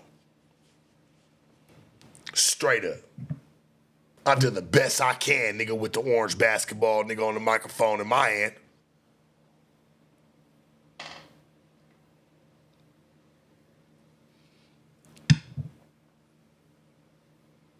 There's a lot of people that don't rock with it, homie. Boosie barely even wanted to. He was just like, you know what, I can tell you a player. Let me talk to you real quick. It's cool. My face was a piece of why even some of these people even wanted to give us 2 minutes.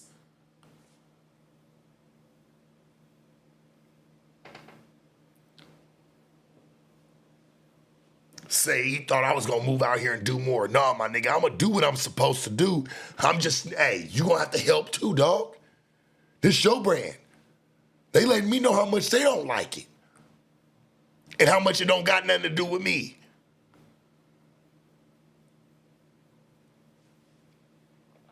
And I still stayed down. I mean, fuck.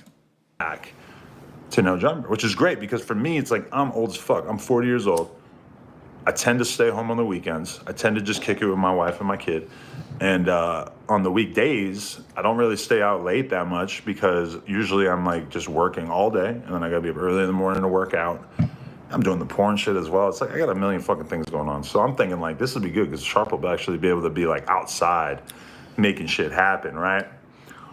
And you know, I don't know, like maybe he has been doing that and I just don't know about it. But for the most part, that hasn't really happened, right? So Damn, maybe he has been doing that for the most part, but I don't really know. Is he for real? Damn, homie.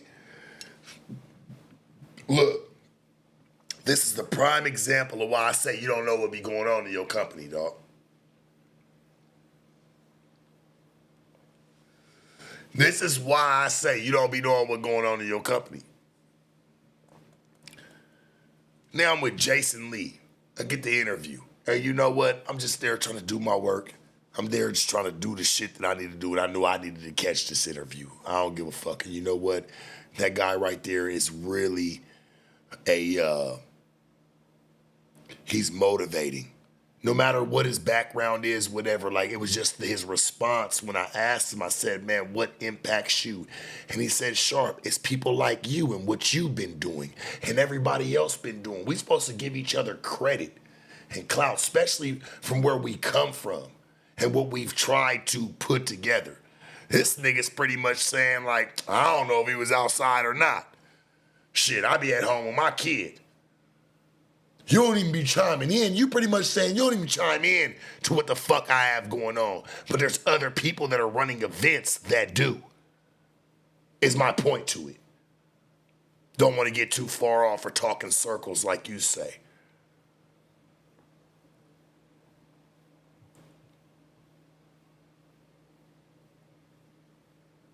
There's other people acknowledging it, but the person that I work with and we're supposed to be putting some stuff together doesn't see that. And that's cool. But don't try to make it seem like, dog, like I'm the fucking problem here and you're the victim. And you don't understand where any of this is coming from. Adam, you knew this was coming. You wanted me to say something. I'm not dumb, bro. You were waiting for me to say something. You didn't want to do it yourself because you already had that episode and you know people already look at me and how I've been towards the company. So you're like, nah, I don't even want to be even a part of that shit. I'll wait for him, ice himself out. He already let you know how much he wasn't fucking with me for months already. Shit, I ain't even know that. He just let me know how much he wasn't fucking with me for months. What was the problem? So I'm getting bitches that you wanted to have action out of? I don't know what the shit was. It's like Sharp's getting action out of bitches, her fucking bitches that I've been trying to, I don't know what the fuck the problem was, homie. And I don't know what the fuck the issue was. I noticed me and him, it was kind of never the same after that Katana fucking dinner. That's what I do notice. And we went to fucking Katanas, homie. And Brick, baby, you know I'm telling the fucking truth, nigga. You know I'm telling the truth because I brought it up to you.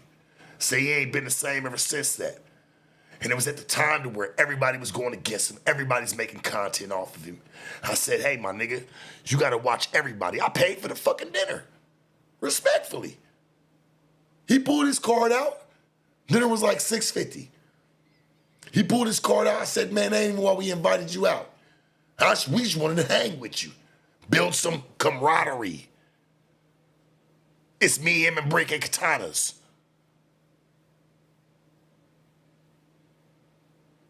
And you know I'm talking to him because I'm like, bro, I really fuck with you and I really see this shit as a whole.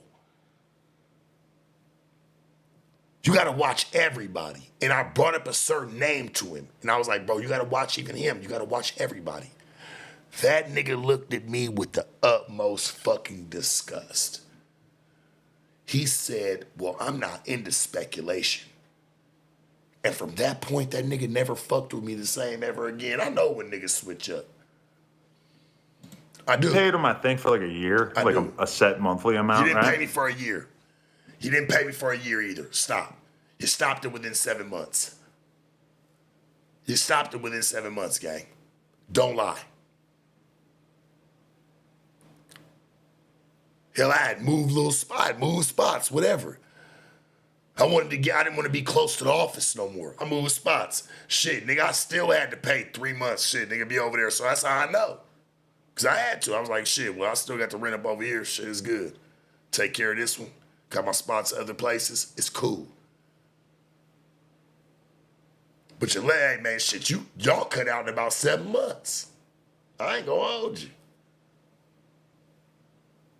And it's cool. Shit,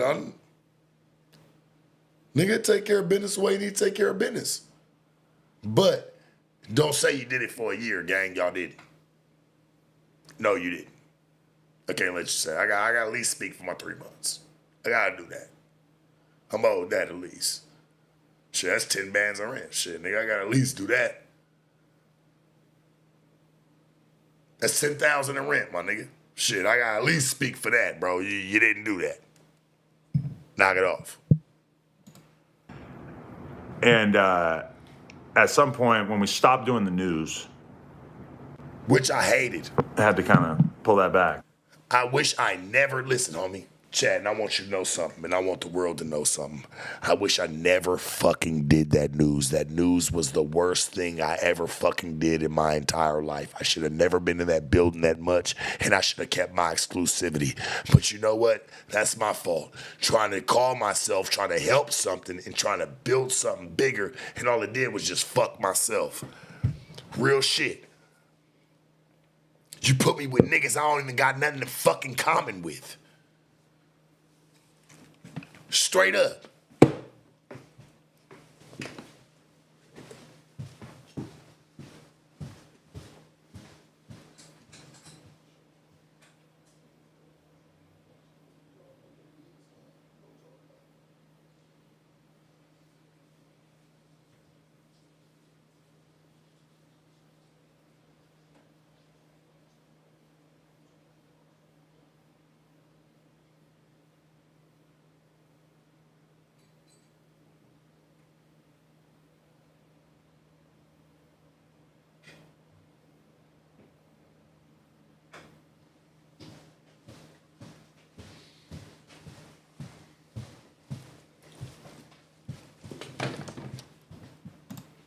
Because it's like you're not doing consistent content on the channel anymore. You're just doing the podcast.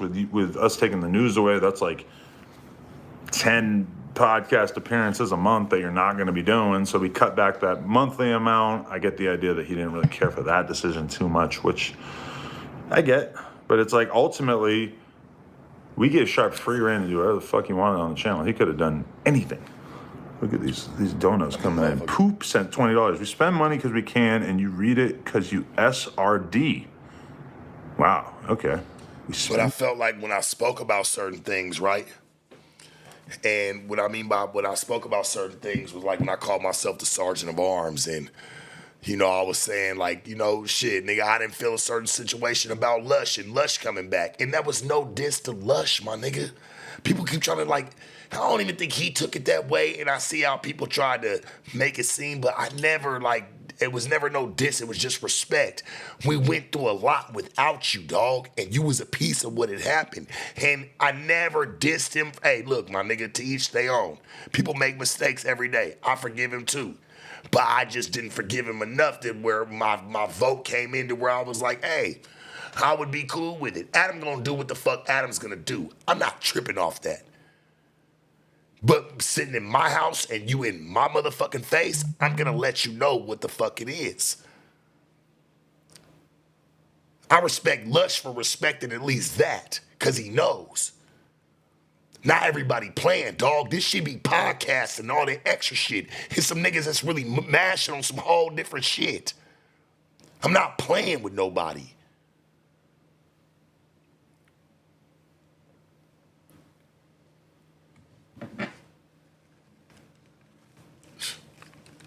Man, please.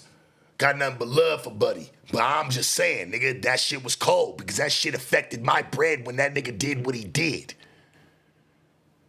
It made shit go into a domino effect. I'm not dumb. See, y'all looking at relationships. I'm looking at the business aspect of it and how a lot of shit transpired.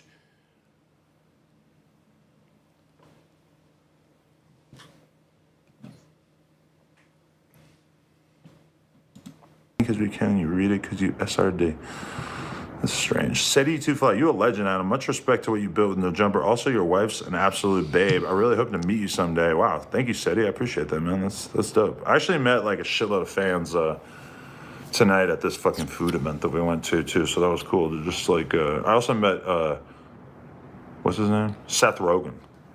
Anyway, so that's where we've been at. I felt like a little bit of annoyance coming from Sharp ever since we took that money away per month or whatever. But it's like ultimately like me. Nah, my nigga, I felt some annoyance when you start treating me a different way, dog. And when I'm trying to bring new ideas, it ain't even you. I get you wasn't even fucking with me no more. That's cool. You already checked out on me a long time ago in whatever weird ass sense you did it, and that's fine. But when I tried to bring new ideas and new situations to the table, they weren't taken serious, dog. Don't act like y'all had a whole bunch of meetings with me and you told me what, you should be doing. Come on, gang, you ain't even over here acting surprised at all.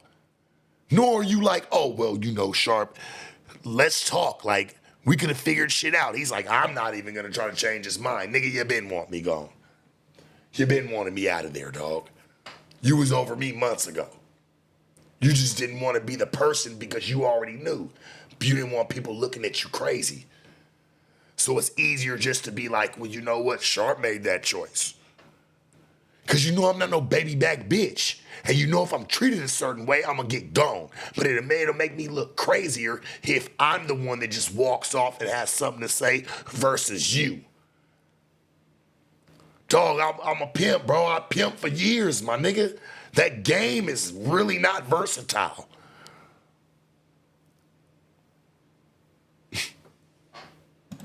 You know, he's just had a lot of time to like develop consistent content or anything that works on the channel, and we just haven't really, if anything, we've gotten away from that. Like, you know, and I even, Remo told me that he talked to him a couple weeks ago and told him like, bro, there's nothing wrong. And I think this is a reiteration of what academics had told him, but basically like there's nothing wrong with just having one thing that you're good at and just running it into the ground. I mean, why you and Remo talking about me? And why you talking about something I should be running into the ground? Why you having conversations about me, dog?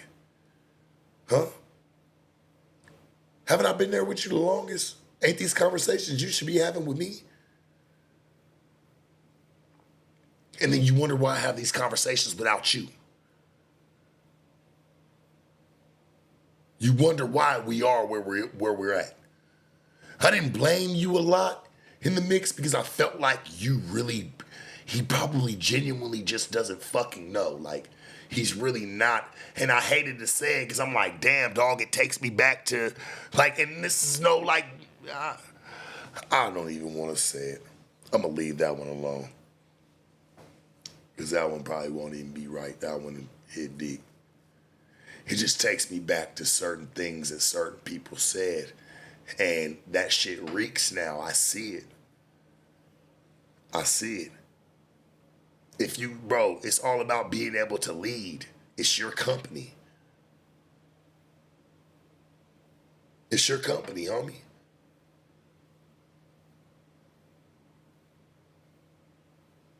Do niggas catapult from your fucking situation and like being there? Even a nigga like myself who's made a lot of money, a lot of notoriety. Hell, I can't even go into the fucking gas station. I can't even go into a fucking grocery store. I can't go into your fucking local AutoZone without somebody stopping me. Is that what it was supposed to give me, or was it supposed to catapult me to the next level?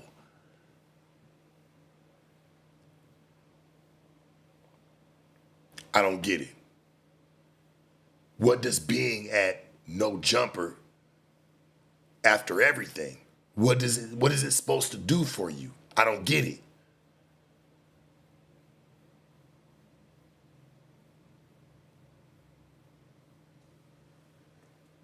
Any vlog y'all ever handed me, homie, I executed.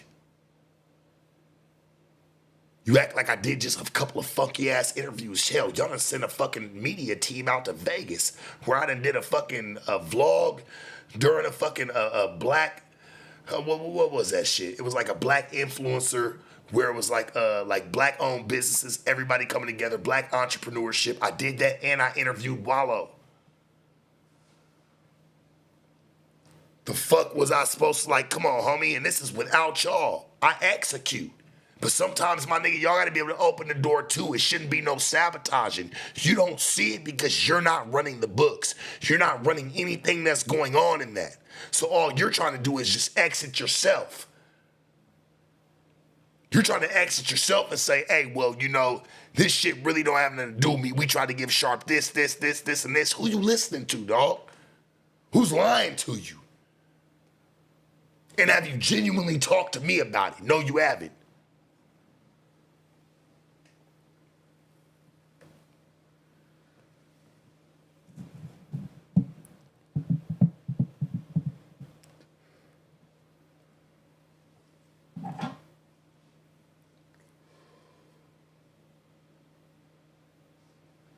You talk to everybody about me. Everybody got something to say about me around me, dog, that come from you but you. You gotta make that make sense to me, bro. And you act like it's like talking to a wall. Talking to a wall? The fuck you mean? I've always respected you, homie. Anything that made sense for the channel, I always stood behind.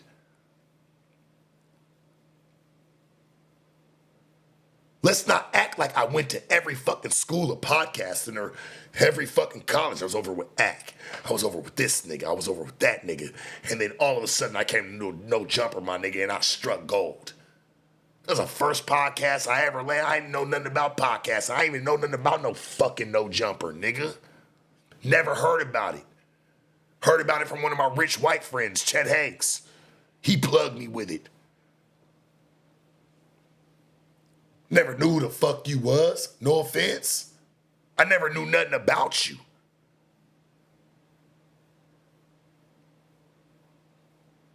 We linked up the way we linked up.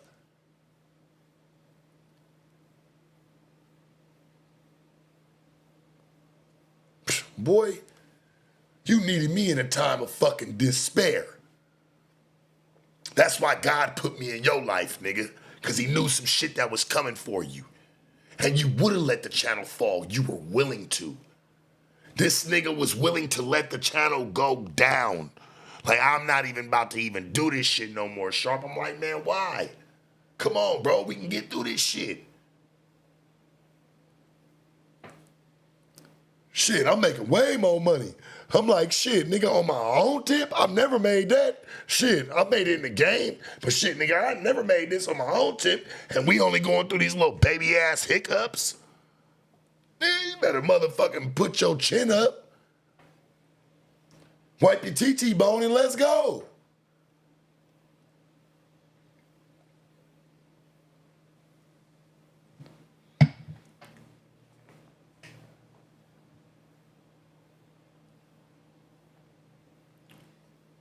Let's motherfucking go.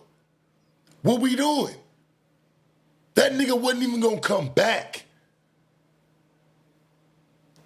He know it. Tell me to my face, Adam. You was coming back, bro. You let all the niggas that even had something to do with trying to make something even possible, from Crip Mac, myself, Brick Baby, bringing them in, fucking even China Mac, nigga, you was bringing in everybody. Look, you wasn't even bringing them in. You didn't even know. You had Josh running everything, nigga. Josh was really the overseer, dog. Josh runs a lot. And Josh, you was a smart motherfucker, homie, because you seen a lot, and I gotta give you your respect, dog. A lot of niggas undermined you, but I'll give you yours. Because you made a lot of shit possible, and a lot of people don't even be knowing that shit. Whether you like the nigga or not, whether he's a square, whether you hear what the fuck you hear, that shit don't matter. The boy took care of business. Straight up.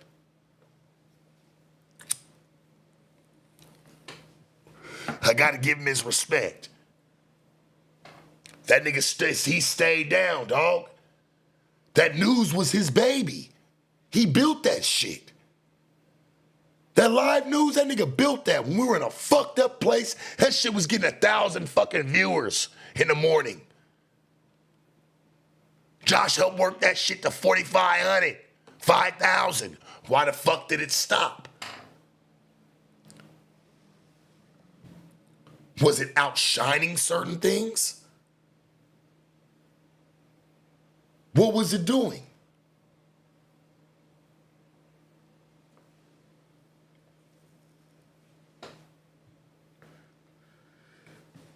Man, shout out to you, Josh, homie. I fuck with you, dog. You always kept it solid, wanted to see niggas really get into something. For real. And I get there was certain shit you couldn't allow to happen, but you should have. Whatever, Fresh and Fit, that's what they do. They bring girls on, they make crazy ass content. Granted, like, are they still as popular as they used to be? I'm not so sure, but I mean, you know, they seem like they do all right. And I think Remo gave him that advice recently, and he actually seemed like he was going to take it, but then, I don't know, now this. So. Why Remo got to give me the advice? Why Remo got to talk to you about it? Why me and Remo got to talk about it? Why couldn't me and you? Yeah, I took the advice, but why give it to the channel when me and you don't talk about it? The fuck do I need to do that for? For what? Might as well take that on my own. Might as well take my talents to South Beach.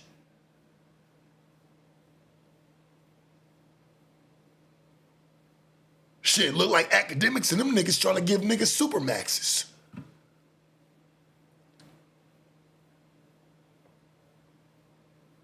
What you doing?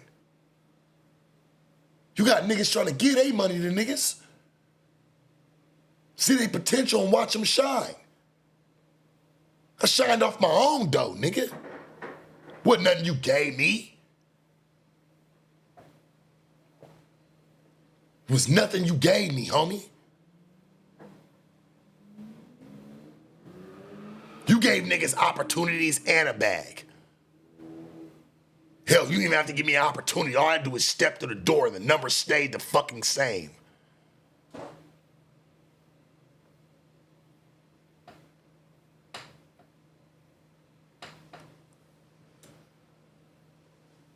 And I wasn't gonna let nobody put me in a fucking box where all nigga, my career would have been done in a fucking year, let alone 3 years, if I would have just been like, oh yeah, let's just yell at bitches.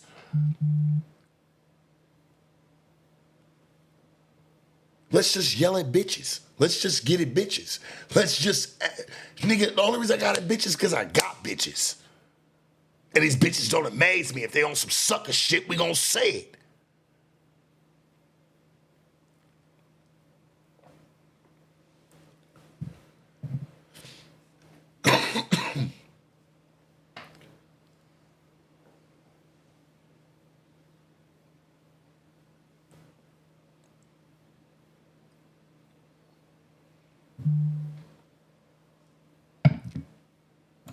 My perspective in terms of like what I'm doing with Sharp, what I've been doing the last couple weeks or the last couple months is exactly the same as what I did during the first couple months. Difference was I moved here. Should have said, nah, Sharp, we don't need your presence here. Nigga, it was all fucking hands on deck. The channel took the biggest blow. Shit, and I didn't even know about the channel before that, Adam. To me, you wasn't that popular, gang. You didn't tap into everybody. But I was, and that's how I kind of found you and stumbled across you.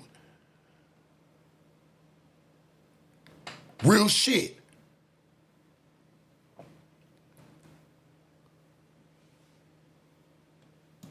I did during the first year in which his shit was really blowing up, you know?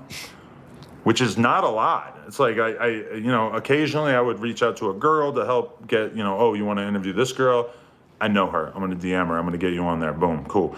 You know, a few things like that, but not a ton, you know? It's like, for the most part, he was finding a lot of those girls himself and doing the content with them without my interaction. Want it. Really, if you want to look at the interviews that Sharp has done over the years, almost none of them have involved me in any way.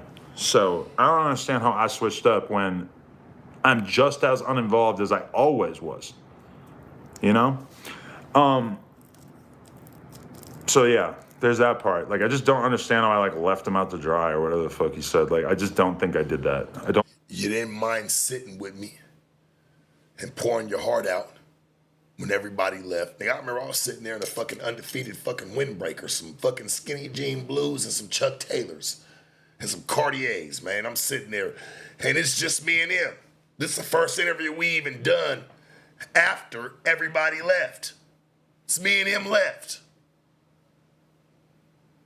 You was out to dry, my nigga, and I was still there. And you wasn't my best friend, gang. But I get what we could have done together. You know what I'm saying? That's all, homie. My problem wasn't about being on no fucking Tuesday show. All that extra shit, I get it. That's cool. I want to see the Tuesday show thrive. I don't see it with me. I didn't see that.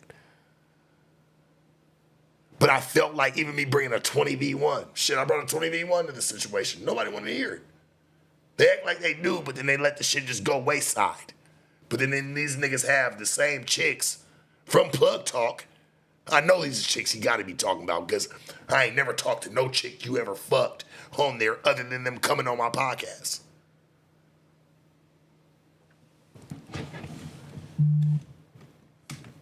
Man, that's that Mac shit, nigga. You throw that thumbs up, boy. That shit, try to pause. Boy. I did that. I think that if anything, I have been doing the same thing I've always been doing, which is just letting him do content on the platform. And if he wants to go do content on some other platform, I've always made it clear it's cool. Like, I'm not gonna hold that against you. If you want, like, he starts doing streams in his own house, boom, I don't care. Do it. It's cool. I think at one point we maybe had, I think Josh might have said something one time about just basically like doing all no jumper drama in the thumbnails and shit like that. I never did no jumper drama in my thumbnails or anything. You know, the only time Josh called me, Josh tried to call me talking about, hey, I'm going live at the same time they going live. Hey, it's a conflict of interest. Can you not go live while we're going live? But I don't got nothing to do really with no jumper, right? But y'all still call me like that. Josh, you called me. You know you did. It was like, hey, man, can you just not go live while we're going live? It's a conflict of interest. Try to dumb my whole situation down, my nigga. But then now it's all good, right? Josh might have said something to him one time about that, which was definitely the result of me mentioning it to Josh. But, you know, whatever. Somebody said, Sharp said you were the only one who put him on. I don't think, did he say that? Because it's like he had his whole pimp life before me. Did he say and that? Exactly. If anything, like Mark from Softwood Underbelly probably put him on more, at first. And then I put him on the channel. But again, bro, like, I got nothing against Sharp. And I always felt, this is the thing that pisses me off. I always felt like nothing against you. If me and Sharp went our own separate ways, that we would just be able to be cool about it and that there was no reason for us to hate on each other or anything. Like, if this relationship ceased to be beneficial, then you could just go your separate way and I could keep doing my thing and it's all good. And really, that's how I felt about AD and C-Rel and all them that didn't really end up like that, which was... Nigga, lie. You didn't want me to have any type of motion of what you learned from them niggas. You learned from them. Hold on, dog.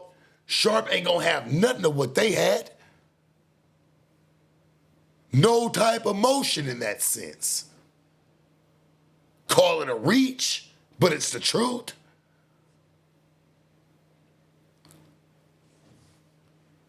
You didn't want me to have no type of reach like that.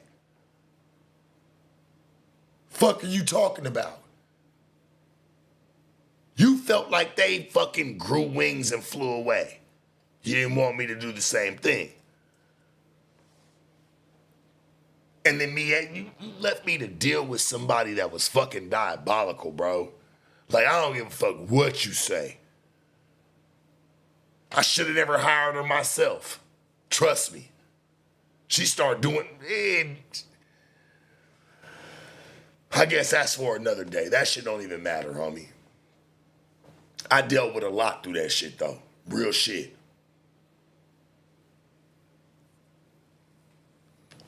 That's why I say Adam don't even know what be going on in his own company. And if he does, nigga, you play stupid hella good. I put y'all on. I put y'all in position. And if you want to go do your own thing at some point, that's cool. I'm not going to ever like hold that against you. I recognize that in this content space, you know, people are going to want to create their own platforms and everything like that. And I'm not trying to like hold anybody back, because I think ultimately holding people back is just, this is not really going to work that much. Like I could put you on contract that will hold you back just because for this period of time you're exclusive to No Jumper or whatever. Interested in another. Y'all know this nigga tried to put me on contract one time. I never talk about it. I never signed that contract. I never signed that contract, dog. I would call the nigga that was managing me at that time. And when we sent it to our lawyer was like, nah, I remember Gordon Firemark, he was like, nah. He was like, what y'all saying and the language that's inside of that is not saying the same thing. He said, y'all conversation and what's in that paperwork do not match up. That's why I never signed no contract, homie. I have no bind with No Jumper. I never signed nothing. There was a lot of niggas that signed. All them niggas. A lot of them niggas is in binding contracts. I was never in one. I was the only nigga.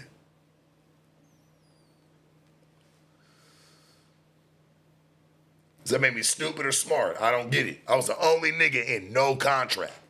That's why he can't never really talk super greasy about me and be like, man, Sharp, I made you. Or, nigga, you took more from the channel than what you were making, because there was niggas on salary, all that shit. Hell yeah, I can see why you would have a problem. There's nobody that's really carrying. Hey, if there's niggas not carrying their weight, they're not carrying their weight. Straight up. He never had that fucking problem with me. Nigga, everything he ever paid me was my money.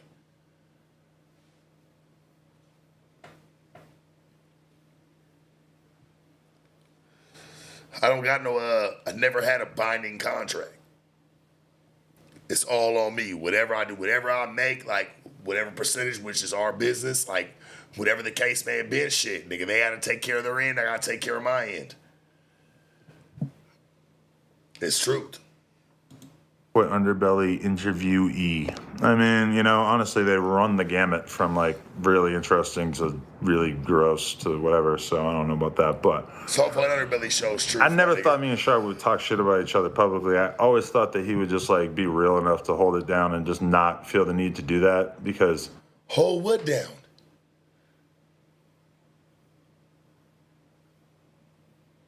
Hold what down? You not giving me nothing to hold down. Shit, nigga, you just said you ain't fuck with me for like 8 months. Hold down what?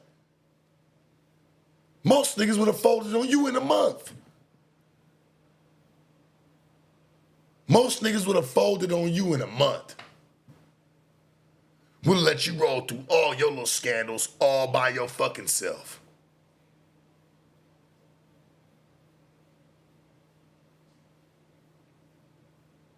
Niggas would have let you have to hold all your shit by yourself.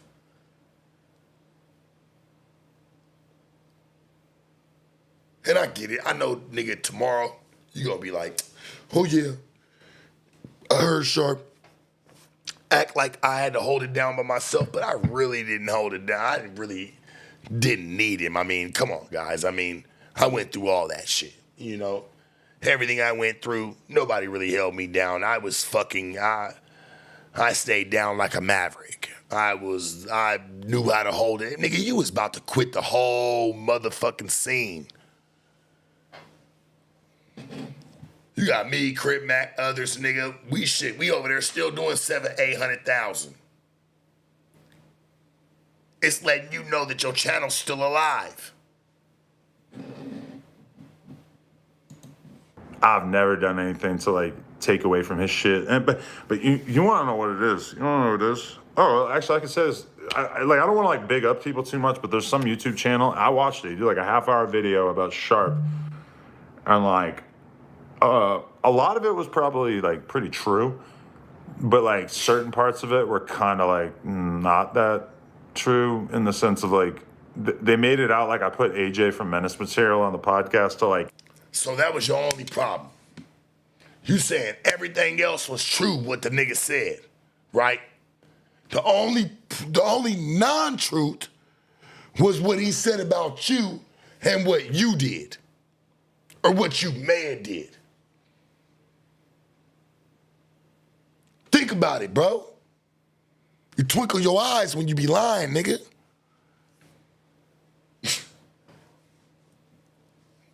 Man, makes me fucking sick to my stomach, dog. You're a sick individual, dog.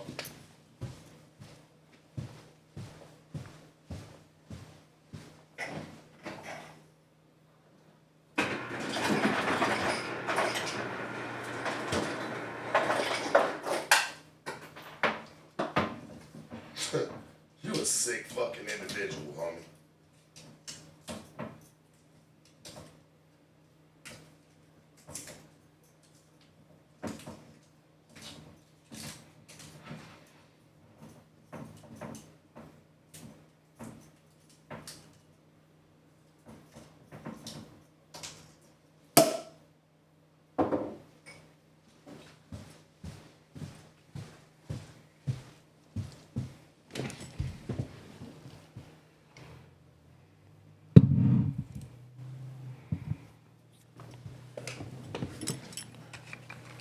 This nigga's a sick ass individual. Fuck with Sharp, when in reality, like, I invited AJ on the news just because I fuck with AJ, and I think AJ's like a really, really talented broadcaster. And if he lived in Southern California, I would probably have him on the No Jumper Show or some shit.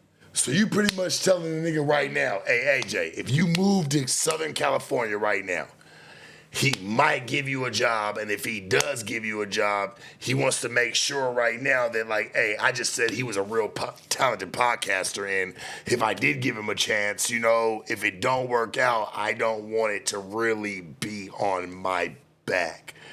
So, man, this shit, Adam, you do the same shit, bro, every fucking time.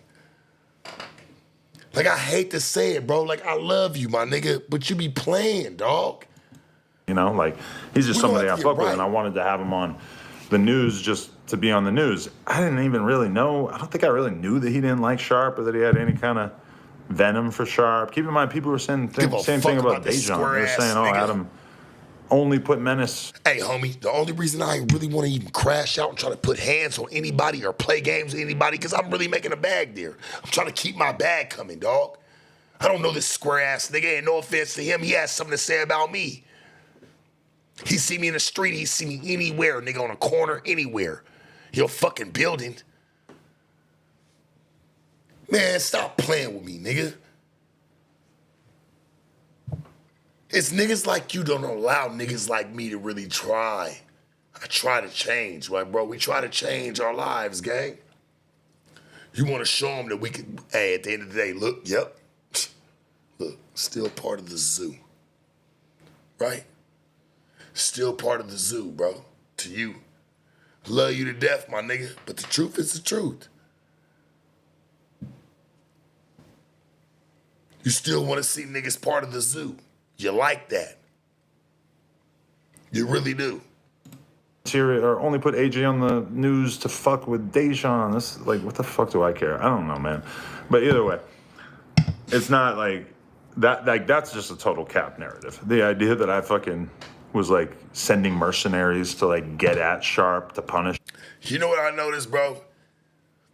You had nothing to ever say about anything to me. Like you said, you don't talk to me for months. But you made sure you reached out to me about that certain situation, and you don't reach out to me about shit. Y'all know that, chat? He don't ever reach out to me about shit, but he reached out to me about that AJ shit. he for sure, he's like, man, I don't want you to think that I had anything to do with that or I even knew what that even was. That nigga's no even highlight to me. I don't give a fuck. Shit, the shit made some views. Just like everything else that come my way, good or bad. Why was that a point to where you had to say something about this nigga? You made sure, homie. You said something to me about all that. That's why you bringing that same shit up now. It lets you know that you may have had something to do with it because it bothers you. May not went the way you wanted it to go.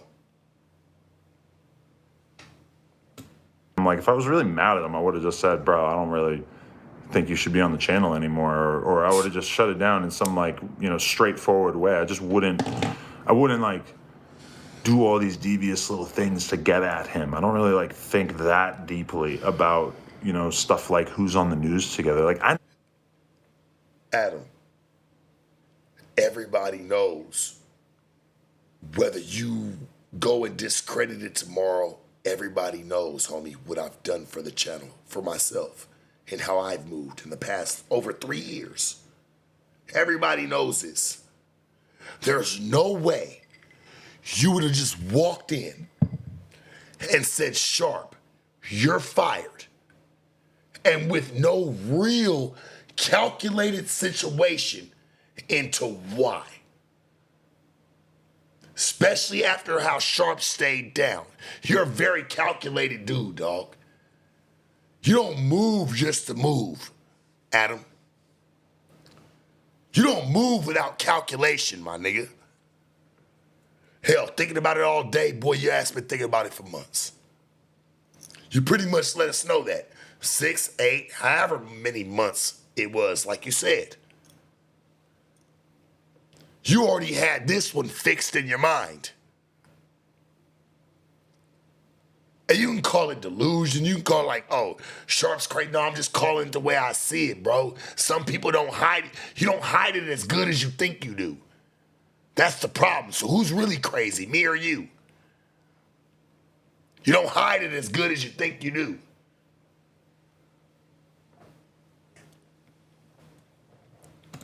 Even chose that AJ was going to be on the news with Sharp. All I did was put AJ in a group chat with Josh. All I did. And say, hey, Josh, this is AJ. You should get him on the news at some point. Why? And then Josh ended up putting them on the news, and I guarantee that Josh doesn't pay enough attention to fucking know that. But why'd you do it? What was the reason of why you even put him on? Can we hear the reason of why you did it? You just said, hey, Josh should put him on. Why?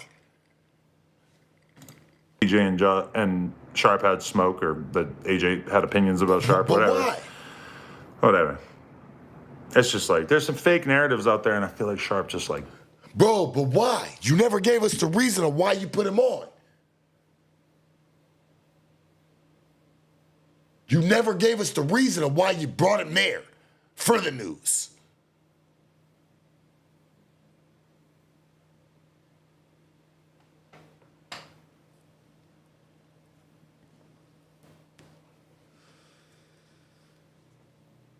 You're not saying why you even brought him.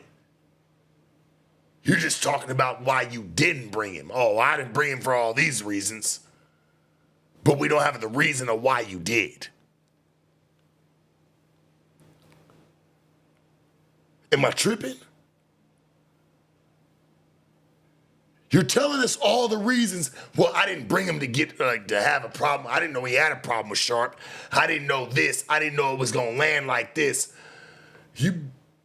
But you have no reason of why you brought him.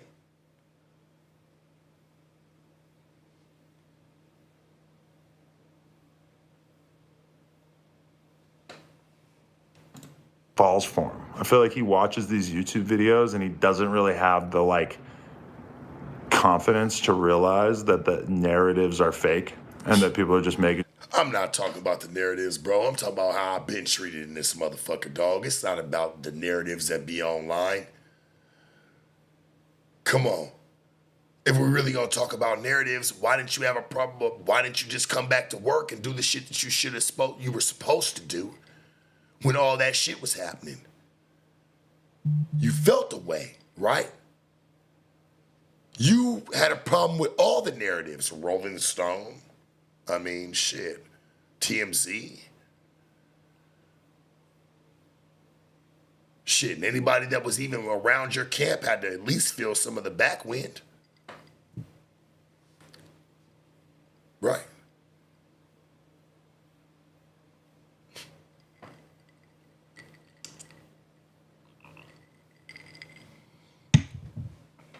You felt the way you wanted to fall off the face of the earth.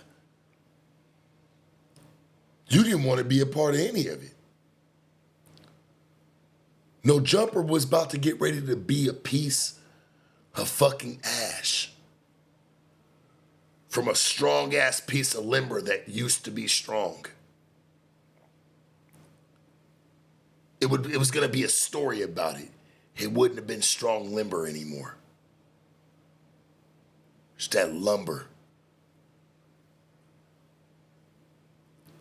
Hell, even lumber small. Shit, wasn't even gonna be that. It was gonna be ashes to ashes, dust to fucking dust, if you ask me, layman's terms.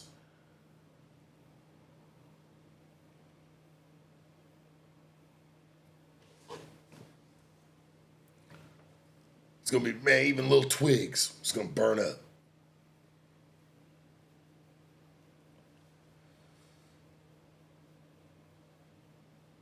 I'm just saying. Long story short, you was over it. And without you being there and nobody else doing anything, it would have fell. I came to LA for a reason. It was all hands on deck.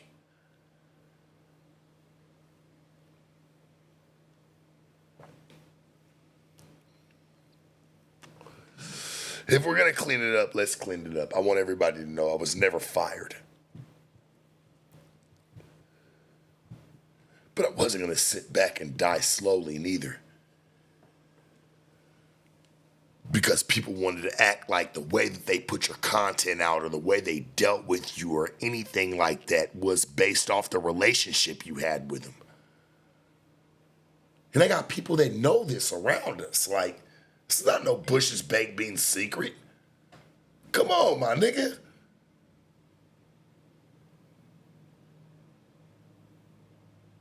Real shit. There's people that's gonna say a whole bunch of shit, but he wasn't even there. He don't even know. He don't even know what's going on in his company.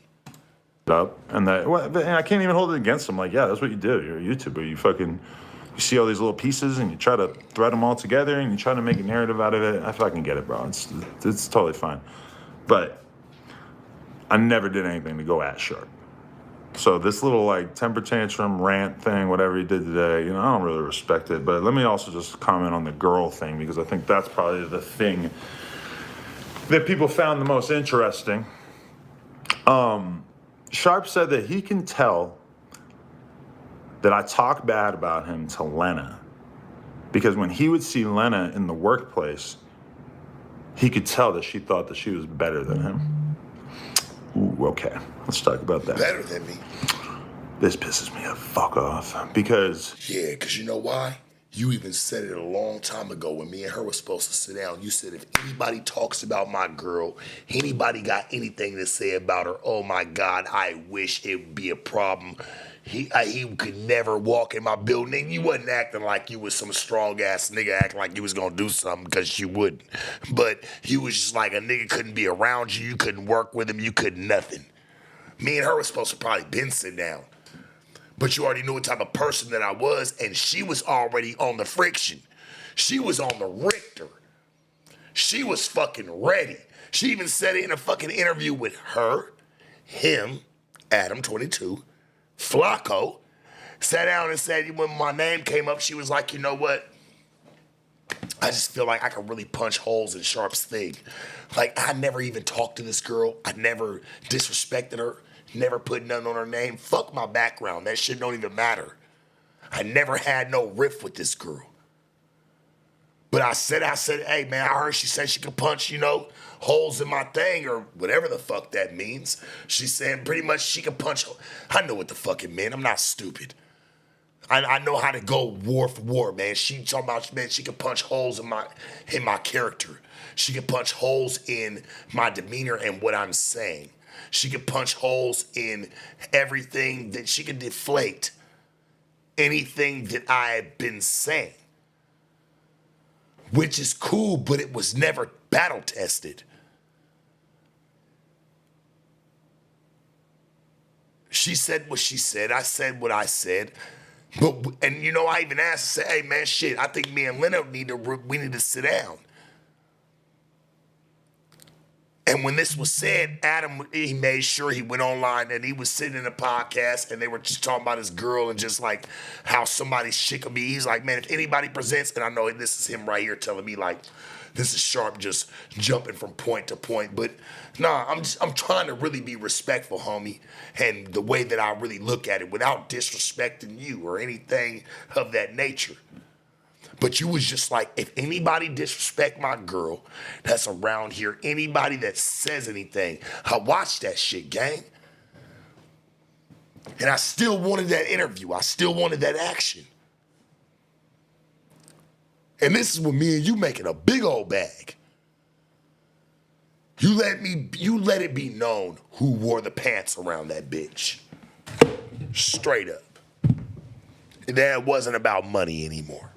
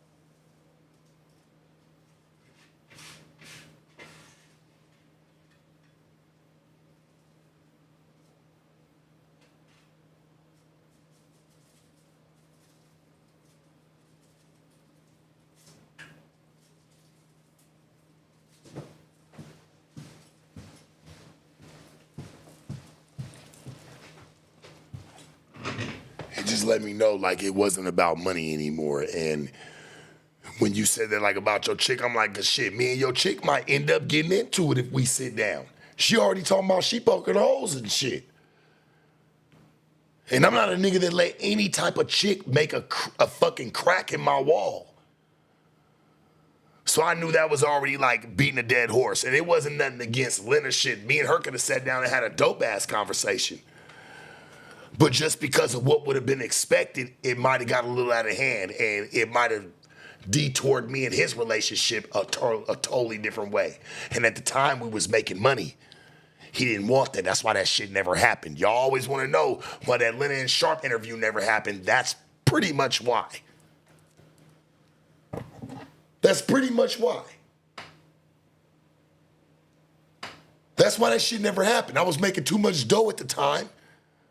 And the type of nigga I was, he didn't want to have to stand on like, hey, if this nigga say something to my bitch or say something crazy to her or say something out of pocket, I can't have him up here no more. Straight up. I'm just being honest. That's why I believe that the Sharp and Lena interview never happened.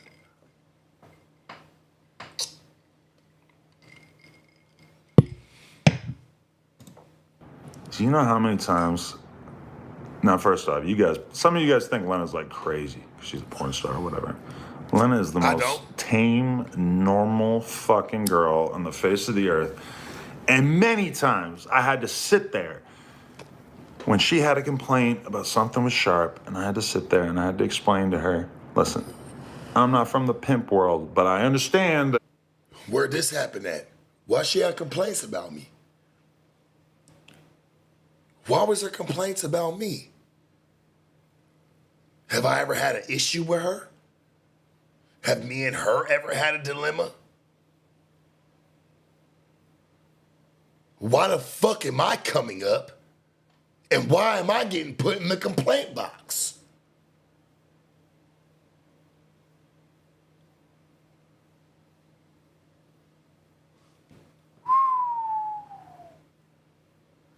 This shit get crazy. We're throwing flags, we're blowing all whistles tonight. Works like this. So let's talk about it. This is the thing. This is why it's not that big a deal. This is why Sharp didn't mean what he meant when he said this. Me trying to explain it to her. Do I? How can you explain to your girl something that you just told us earlier you don't understand the whole pimp thing, so you can't even explain to her even half of it? How are you even explaining anything?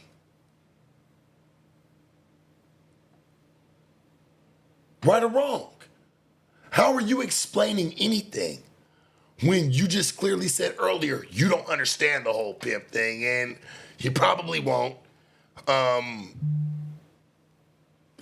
mean, fuck. I really don't know how to really dissect how you put it per se, and I don't want to even put that on you, but just you pretty much said in layman's terms, shit, I don't really understand the pimp thing, so there's no way that you can explain to your chick anything that I have going on or why I'm doing what I'm doing.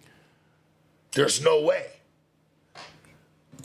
Do this for other people sometimes, yes, because Leonard also doesn't understand like the gang shit. So sometimes I'll have to explain, like, yes, Brick had the whoop-de-whoop in the spot, and yeah, I know it's kind of inappropriate to have the whoop-de-whoop in the spot, but hey, man, that's how he's living. This is a gang thing. It's different shit, you know. It's like same with the Sharp. It's like the pimp shit. Yeah, he said this to this one girl.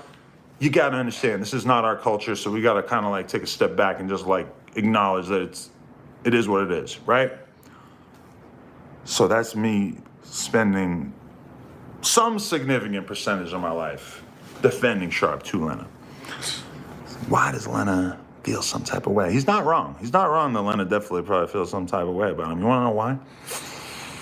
Ooh, this is the juicy part. Because there's been multiple times where Sharp, arguably under the influence of alcohol, at noon, at 1, at 2 p.m., whatever, when we're filming Plug Talk episodes at the office, there's been a couple different times where the girls who work for Plug Talk have had some shit said to them by him that was inappropriate, that was not great, that we didn't like. Those girls who work for Plug Talk, you know how you guys, right now you're thinking like, who? Yeah, I don't even put them on Front Street like that. We don't even really talk about them. I mean, we tag them and shit. One of them doesn't even have an Instagram, but we love them. They're amazing. They're so great as workers and shit. They're fantastic. And I want nothing but respect to be coming towards them at any given time, because they're just girls with jobs and they don't need to fucking get made fun of, or not made fun of. They don't need to get hit on. They don't need somebody to use the B word towards them. They don't need anyone giving them a hard time. This is a workplace. And I understand that to a random ass hoe, you could talk to them a certain way. And maybe in another situation, you might run into these girls and talk to them a certain type of way, and maybe they're like it. I don't fucking know. But either way, it's not appropriate for the workplace. And I believe that point has kind of been made to Sharp, like probably not from me, but from, you know, Josh or Laura or whoever. I feel like people have probably like mentioned this to him, that it's like, there's just a way that you don't act. Laura, don't mention shit to me. And see, that's the problem right there, gang. You brought her up for a reason, because you already know. Has been a lot of my headache. Mind you, nigga, she used to work for me too, bro. And I feel like, you know, it's fucked up, because like she did more for me versus when I hired her. Like, it's just like, damn, I'm like, she kind of got spoiled. Like, I don't know. Like, it just kind of got weird. Like, and I don't got nothing against baby because I always looked out for her. She can say whatever the fuck she wants to say. And there's a lot of people that's around us that know what it is. But, like, how you even going to bring her up for anything and say she's told me anything? What she need to tell me, bro? You gonna tell a square to tell a pimp to how to fucking navigate with some other females? Something I've made in 20 years of my game. I've never had, and to go back to plug talk girls, who have I said something to that was inappropriate? Who? And I said that earlier, Viv, Monica made nothing but love to them. And if you're talking about anybody that's came through, that's had fucking intercourse with you, that worked for Plug Talk, I've never had no issue. You know, I did want to interview with Sky Bree, and you know what? That girl did want to come sit down with me, but it never happened. I don't know why, but whatever. I think she was in the middle of leaving Plug Talk at the time when I tried to get a hold of her. But, I mean, shit, I still tried to get her to come through. She was going to, till she found out shit. I had to do it. We was going to do it on No Jumper, and she didn't want to do it. But back to, like, the reason of here, like, just, like, even talking about, like, I said something inappropriate to the Plug Talk girls. Hey, my nigga, listen to me. I've been nothing but cool when I'm up there. I get not everybody comes from where I come from. Mind you, he knows who works there with him. Me, myself, Sharp, or just being in the building, whatever. I've never disrespected nobody that ever came from his side of things. Like, I've never, like, and even though I find it kind of crazy, you mixing two businesses in the fucking building, I've still been respectful to anybody I spoke to. I've never called them no bitches. I never came at them like, that's why are you going down like a list of what it could be versus what it is?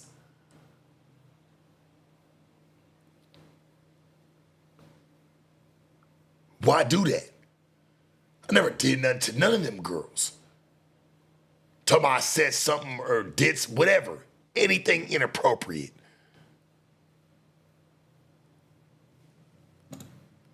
In the workplace. And that is Adam, aggressive. Adam, you fucking walked in on us. We sitting there doing the news. You walk in as a grown-ass man with a fucking thong on, showing your ass in our face. You playing with street niggas like this. I'm trying to be cool. Like, I can't even believe what the fuck happened.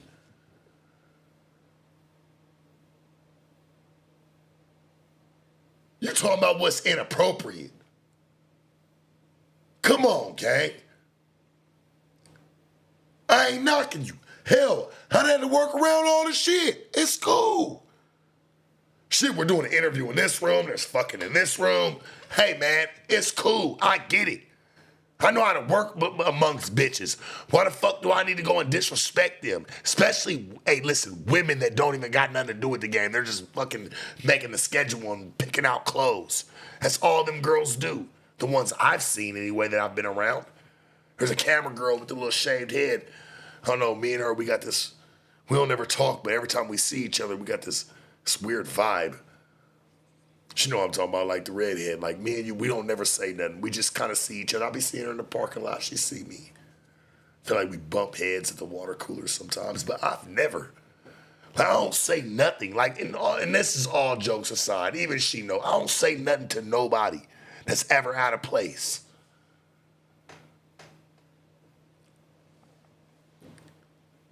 That's ever out of place, my nigga. Like, I might see some shit, but I don't be giving a fuck. Nor do I have to, like, knock you and say, oh, well, why do you got us all together? If I did say something, why you got, like, your host with people that work for other businesses? Like, why are we mixing like this? But I don't give a fuck. Shit, we're all cool. Saying I said something inappropriate, dog. The only reason you said that because you feel like people will believe that because of what they've seen about me on camera. That hurts, my nigga. I ain't gonna lie. You only going to get, like, I'm hearing the little shit you saying. It's only shit that you feel like with the drinking, whatever. People see me drink, talk about he drinks at 12 to 1. That's not professional. When has a bottle of rosé ever hurt anybody? I don't walk in there with hard liquor. And I share it with my guests. Shit, it loosens them up a little bit and they chill.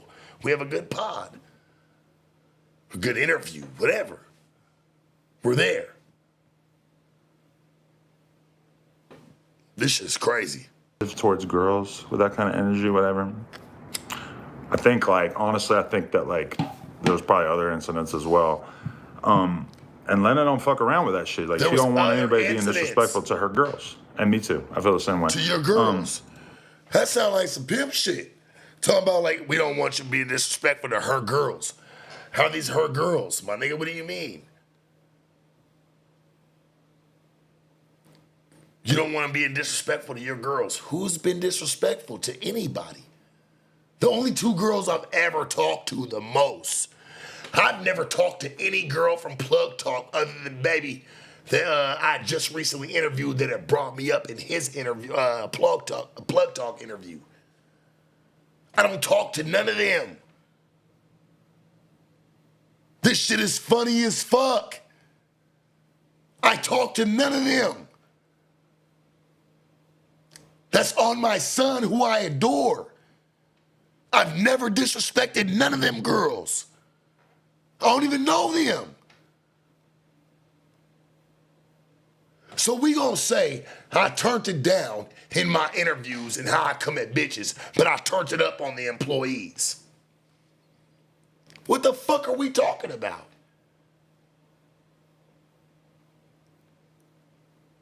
Real shit. You say I turned it down in the interviews and you wanted to see, hey, you should be getting that, bitches. But I'm turning up in the office and I'm turning up on bitches, drinking at 12 to 1. You fucking lost your mind, dog. You tried to accuse me of that shit before. Talking about, oh, you niggas was drinking up in here early in the day. Bro, I drank water. You just saw a red cup or a cup. That's stereotyping, dog. I didn't always have a fucking bottle, and if I did, I had a bottle of rosé, and I share it with my guests. You crazy as a motherfucker. How I get pimped? How? You can't even say that.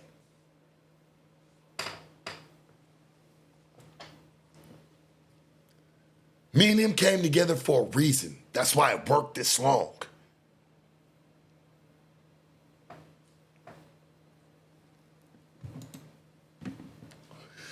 No Jumper, coolest podcast. To his girls. That's crazy.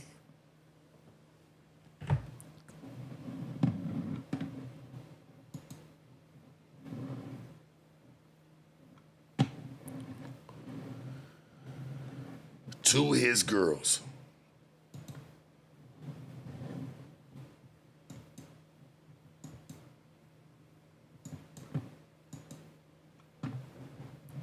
Where we at right here? Podcast that much, okay? It's just not like, you know, he's cool to talk to, but because it's like you're not doing consistent content on the channel anymore. You're just doing the podcast with us taking the news away. That's like, for the years, almost none of them have involved me in any way. So I don't understand how it is that we would just be able to be cool about it and that there was no reason for us to hate on each other or anything. Like, if this relationship ceased to be beneficial, then you could just go your separate way and I could keep doing my thing and it's all good. And really, that's how I felt about AD and T-Rell and all them that didn't really end up like that, which was, I put y'all on, I put y'all in position, and if you want to go do your own thing at some point, that's cool. I'm not going to ever, like, hold that against you. I recognize that in this content space, you know, people are going to want to create their own platforms and everything like that, and I'm not trying to, like, hold anybody back, because I think ultimately holding people back is just, this is not really going to work that much. Like, I could put you on contract that will hold you back just because for this period of time, you're exclusive to No Jumper or whatever. Interested in another Software Underbelly interviewee. I mean, you know, honestly, they run the gamut from, like, fuck with Sharp when in reality, like, I invited AJ on the news just because I fuck with AJ, and I think AJ's like a really, really that deeply about, you know, stuff like who's on the news together. Like, I never even chose that AJ was gonna be on the news with Sharp. It's totally fine. But I never did anything to go at Sharp. So this little like temper tantrum rant thing, whatever he did today, you know, I don't really respect it. But let me also just comment on the girl thing, because I think that's probably the thing that people found the most interesting. Sharp said that he can tell that I talk bad about him to Lena, because when he would see Lena in the workplace, he could tell that she thought that she was better than him. Ooh, okay, let's start. Thought that she was better than me. No, that ain't what I said, my nigga. I could tell that, hey, man, you can always tell by how a nigga feel about you by the way his bitch treats you. Straight up. You gotta pay attention. Listen, dog, listen, Adam, I get it. Listen, my nigga. You a dope podcaster. You do some great shit. But when it come to dealing with bitches, that's not really your expertise. You know what I'm saying? And like, you might look at me like I'm just some like, oh, well, he just yells at girls, but I get bitches. I don't need my girl or use my girl to do any of that. I don't need a bitch to move me a bitch. If she's around, she's around. I'm gonna go get more. You know what I'm saying? So like, I don't really understand like your approach kind of to that, like, and how you even move. Me and you're right, we're a lot different. We're a whole lot different, gang. Shit, you was mad about me having action out of bitches you had been trying to fuck on, that I was having for months. I noticed you had said it, bro. You couldn't help yourself. You had said it in a podcast one time, man. Sharp been having action of fucking bitches I've been wanting to have action out of. My bitch don't run my program, gang. Like, it's a little bit different. That this pisses me the fuck off. I don't know why this pissed him off. You know how many times? Now, first off, you guys, some of you guys think Hold on. Lena's like crazy because she's a porn star or whatever. That I talk bad about him to Lena. I feel like you pillow Because talk. when he would see Lena in the workplace, She ain't feeling like that for nothing. Don't act like you defending me, my nigga. She see everybody. Hug them, shit, handshake, whatever. Only time that girl ever says something to me is when it's just like really me and her in the hallway. She's sitting there like hey, what's up? She really didn't fuck with me, gang. I can feel it, my nigga. I've been dealing with chicks for a long time, bro. I don't know what you've been dealing with, but I can kind of tell. And when they're doing that, it don't necessarily mean that you at home talking about, hey, you need to give Sharp a chance. He's really a good dude. He's got solid character. None of that shit. You can tell by the way you talking. You can just tell by the way you talking, bro. I have to dissect it like that. I know better. I've been dealing with the mundanes. Squares. I know how it goes. Straight up, bro. he could tell that she thought that she was better than him. Not better than me. Ooh, okay, No. let's talk about that. No. This pisses me the fuck off because I know. you know- Because you didn't want nobody talking. You want your chick to hear that it says that it pisses you the fuck off, nigga. You couldn't just be mad for yourself. You go back to say, if anybody ever says anything about my chick, it's gonna be a fucking problem.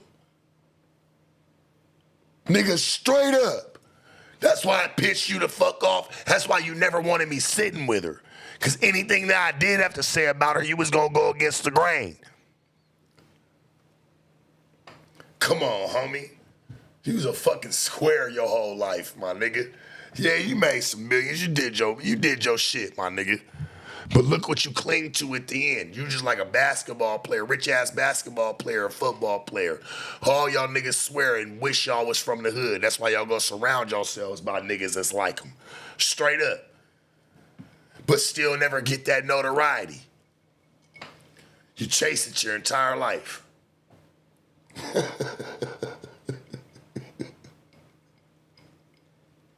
You chase that shit your entire life, nigga.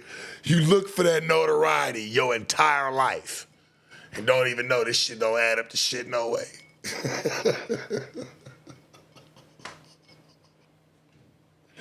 Straight up. You couldn't wait. You fucking couldn't wait, bruh. Straight up. He said, that pisses me the fuck off. Why? That's why me and her never sat down? Why? What is this? Times. What Now, is first this? off, some of you guys think Lena's like crazy. She's a porn star or whatever. Lena is the most tame, I don't. normal fucking girl on the face of the earth. Okay, so because I'm a pimp, or my bitches I've had are hoes, they're not the most tamed, or I'm not one of the most tamed people on earth. I don't live the same. I don't take care of my bills the same, my kids the same. I don't look at the same situations that you may go through the same.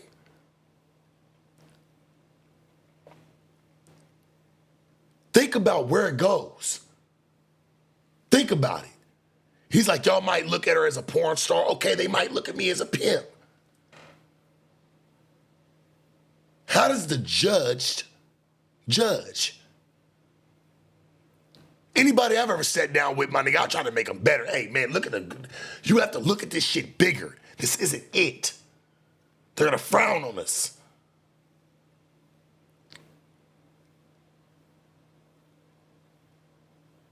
This shit is stereotypical. Like, oh, well, I don't understand the pimp thing, but y'all might call her a porn star, but y'all don't even understand. It's because you know her. You don't know me, nigga. You don't fucking know me. You done talk to me, nigga, on FaceTime, nigga, and that was only one time, and I had my baby with me. My son, you even said on live, he was like, seems like Sharp lives a pretty normal life. What, because I know how to do what I do and still take care of my business? This is something that Mark understood about me that you never would. This is the problem, gang. Many times I had to sit there when she had a complaint about something with Sharp, and I had to Why? sit there and I had to explain to her, Why? listen, I'm not from the pimp world, but I understand Why that it she got works like complaints this. about me? So let's talk about it. This is the thing. This is why it's What not fuck that me big a deal. for? This is why Sharp didn't mean what he meant when he said this. No, you Me didn't. trying to explain it to her. No, do you I have didn't. to do this for other people sometimes? Yes, because Leonard also doesn't understand like the gang shit. So No, sometimes you I'll have to didn't. explain like, yes, Brick had the whoop-de-whoop in the spot. And yeah, I know it's kind of inappropriate to have the whoop-de-whoop in the spot, but hey, man, that's how he's living. This is a gang thing. It's different shit. You know, it's like same with Sharp. It's like the pimp shit. Yeah, he said this to this one girl. No, you didn't. You gotta understand, this is not our culture, so we gotta kind of like take a step back and just like acknowledge that it is No, what you it is, didn't. right? So that's me spending some significant percentage of my life. He's letting it be known that, hey, don't think I didn't spend time in my household when he says, and he says it, he says, I don't talk about work at home. No, but you talk about shit that frustrates you at home. Shit that you feel like some drag at home. Don't. I'm just a passionate nigga, bro. I'm not mad. I'm not over here like, fuck him, fuck him, fuck him. Like, no, I swear to God. I'm just a passionate nigga, and when I catch bullshit, it fucking excites. It's so easy to see. Sharp to Lena. Why does Lena feel some type of way? He's not wrong. He's not wrong that Lena definitely probably feels some type of way about him. You wanna know why? Ooh, this is the juicy part. Because there's been multiple times where Sharp, arguably under the influence of alcohol, at noon, at 1, at 2 p.m., whatever, when we're filming Plug Talk episodes Easy to at the believe. office, there's been Easy a to couple believe. different I times get it. I drink. I get it. I get it. where the girls who work for Plug Talk have had some shit said to them by him that was inappropriate, that was not great, that we didn't like. Those girls who work for Plug Talk, you know how you guys, right now you're thinking like, who? Yeah. I don't even put them on Front Street like that. We don't even really talk about them. We tag them and shit. One of them doesn't even have an Instagram. But we love them. They're amazing. They're so great as workers and shit. They're fantastic. And I want nothing but respect to be coming towards them at any given time. Because they're just girls with jobs and they Real don't shit. they don't need to fucking Plays me like I'm get stupid, made though. fun of. Right. Or not made fun of. They don't need to get hit on. Made fun of. They don't hit need on. somebody to use the B word towards them. They don't need Okay. anyone giving them a hard time. This is a workplace. And I understand that to a random ass hoe, you could talk to him a certain way. And maybe in another situation, you might run into these girls and talk to them a certain type of way, and maybe they'll like it. I don't fucking know. Wow. But either way, it's not appropriate for the workplace. And I believe that point has kind of been made to Sharp, like probably not from me, but from, Josh or Laura or whoever. No, I feel like people have never. probably like mentioned this to him, that it's like, Never. there's just a way that you don't act in the workplace. And that is aggressive towards girls with that kind of energy, whatever. I think honestly, that there was probably other incidents as well. And Lena don't fuck around with that shit. Like, she don't want anybody being disrespectful to her girls. And me too. I feel the same way. Who girls? I've never disrespected. And in like, addition what to the fuck? that, some of these girls that he screamed at on the podcast. Look, bro, your chick don't like me because of my background. It's not about nothing I ever did to any girls that's up there other than the ones that I've sat down with. I've never had no issues, homie. So don't try to make it seem like, why would I be trying to have an issue, or you didn't even know how to pinpoint it. You named off multiple things. You don't, Adam, you the man of fucking knowledge. You don't know exactly what the fuck happened, but you could put me in the mix. This was never a problem before, and nobody ever tried to put me on anything. I never had no issue with nobody. There's 2 girls that I see in that office, and rarely, because I'm there rarely, especially anymore. And I've never had no issues with them girls. Hell, if anything, me and Brick was supposed to go out with them one time, and shit, we never did. We was all talking about this shit that day, and shit, I get out, shit gets talked about, shit, I didn't even want to go, to be honest. Shit, I probably wasn't. We was just talking shit. But I never had no issues with them girls, ever. And they're not hoes. Shit, you don't really bring no hoes through. You bring through OnlyFans and porn stars. Shit, nigga, let alone somebody who I sat down with. I've never sat down with them girls. I don't got no problems with them girls. You collide 2 different worlds, bro. It's crazy. I'm in there minding my business and trying to get my work done. I talk to the people who I know. That shit's insane. Boy, talking about, you know, when I heard this, I swear, I thought this shit was somebody made this shit up. Because I heard it in a fast time. This nigga really said this shit. Damn. Over the years are also her homies, the people that she fucks with, that are in the same industry as her, porn star girls. And so there's never really been a time where some girl was really mad at me and Lena over something that Sharp said to them. But there was definitely times where it felt like it was going to go in that direction because he was just kind of wilding too hard to the point where it might have kind of made us look bad or whatever. But it never even really got to some crazy extent, right? But anytime I ever wild was on camera. Hell, they loved me and Mrs. Robinson together, and I know she wasn't there for no interview. Shit, y'all was doing the plug talk with her. That lady loved me. Shit, it's online right now. I ain't never had no problems with nobody who ever came through there. Why has it ever been a problem? Why is there a whole bunch of problems? At what times? Who have I talked to? This nigga couldn't tell me this shit to my face. There's nobody in the office, and if you did, you's a bitch. If you ever said, nigga, you see me wilding on Plug Talk girls. And I'm going crazy where somebody gotta come grab me. Hey, Sharp. What the fuck are you doing? What the fuck? But I get it. It's easy to throw that on me because you feel like you've helped. Well, the channel's helped build the persona of how they look at me. Real shit. This shit don't be making sense, it was dog. not something we approved of when it came to saying shit to the girls who work in the office, right? I never said nothing to him. And nigga, but you telling me that how I've dumbed it down on girls that I've interviewed And I need to get back to yelling at bitches or pretty much getting on bitches. If that's the content I don't want to be a part of, he can totally understand it. But then you gonna tell me I'm gonna turn it up on girls in the office? That there's no camera and no money being made? You gotta be fucking insane, homie. You are smoking the new type of Sherm. You don't even believe this shit. This shit, I'm not even gonna believe this, bro. I know you. This ain't you. This can't be. On the Plug Talk side. This can't be. That's the only Scary. thing that I believe would make Lena feel any kind of way towards Sharp. Is just the fact that she doesn't fuck with It's like about dudes being something I did. disrespectful to girls in the first place. She's very girl power. She's very like, she supports the girls. She doesn't really, whatever guys are doing is kind of water under the bridge to her, as long as And I am power not to support a punk rock ass bitch. I feel that. She's very girl power. I'm very powerful too.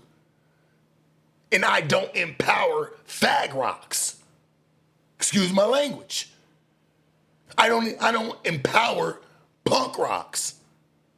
I empower real women who know how to stand behind some real shit. I come from a whole different game. I get y'all all think that, like, especially him, oh, well, where we just force this shit. Oh, well, they gotta be forced. No, these bitches wanna do it all by themselves, homie. All by themselves. He even fails to realize you've been around for 3 years, nigga. You ain't learned nothing. You learned absolutely nothing. Now you just want to detach yourself. Like, oh, well, I don't have nothing. We don't get it. And this is the only reason Lennon could even look at him like this. That's how you know me and this girl ain't never had no problem. They trying to blame it on something, trying to say I said something to some Plug Talk girls. Or why she don't like me. I've never had, look, I never gave a fuck that she didn't like me. To be honest, I just said you pillow talk at home with your chick. When a chick act like that, my nigga, there's nothing that you're doing at home to change that. Real man shit, nigga. Especially with a nigga that you get money with. Fuck friends. Straight up, this ain't got nothing to do with her. This shit ain't got nothing to do with her. It just shows me when a nigga stop talking to you, he start talking about you. And like I said, shit, nigga, like you told me. Shit, you told all of us, let's be honest. You said you ain't talked to me for about 8 months, if not longer. But sat down during the J Diggs interview when you wasn't even invited. And that was around that time that you felt that way. Got up during the Hoff twins. Them some white boys with some real game. They were at a fight shit, beat some shit up. You ain't want to. They don't need to make you look weird. You supposed to be the down white boy, not them. I fuck with the Hoff twins. I fuck with them niggas, man, real ones. He got up during that interview, walked out, never sat down with Adam ever again. Then he goes on to say, "Oh, well, I never really sat down with you a handful of times." Nigga, what you mean? Every time we sat down, we went viral. Well, we couldn't make a reason to sit down again? Shit, I don't like sitting down with you that much either. We have nothing in common. But we could at least made a way to make it make sense for both of us to make some more bread. I'll be cool, dog. But if ain't nobody over there gonna stand up for my name and how I'm moving and what I've been doing, I gotta do that, homie. And you let me know what it's really been the entire time. Like I said, make a motherfucker a little mad, they'll tell you the truth. the girls are being respected.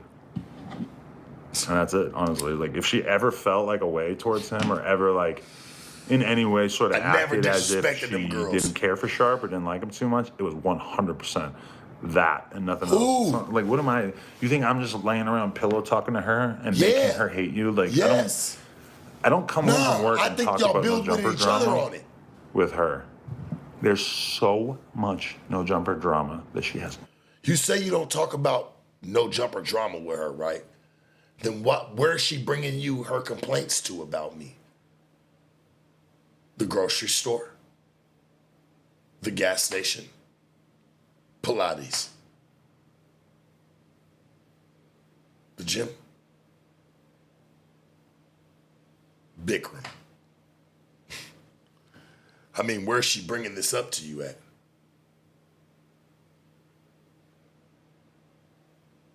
I don't get it. Do I ever bring her up to you? Never had no problems. I just called it like I seen it at the end of it all, homie.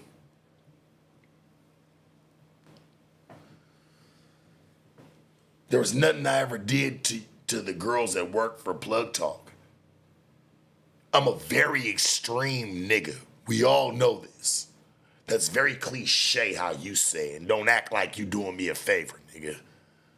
So I think the favors are up here at this point.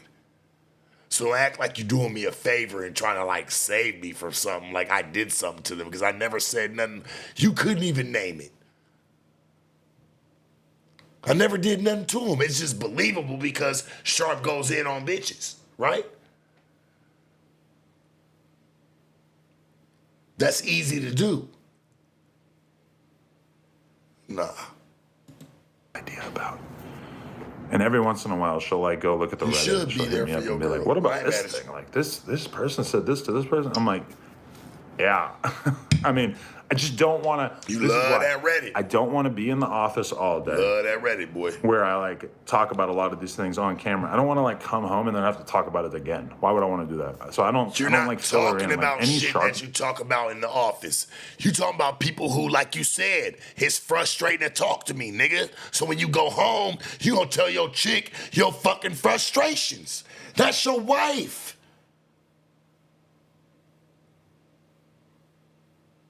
The truth is the truth, my nigga. That's your wife. Of course you're gonna talk to her.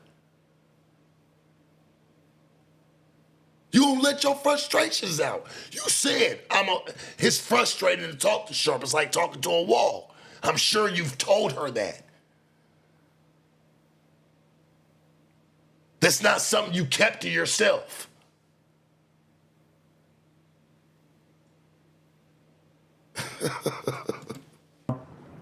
Over the last year, for sure, she has She's no a- idea. she's I just don't embarrassing. mention it.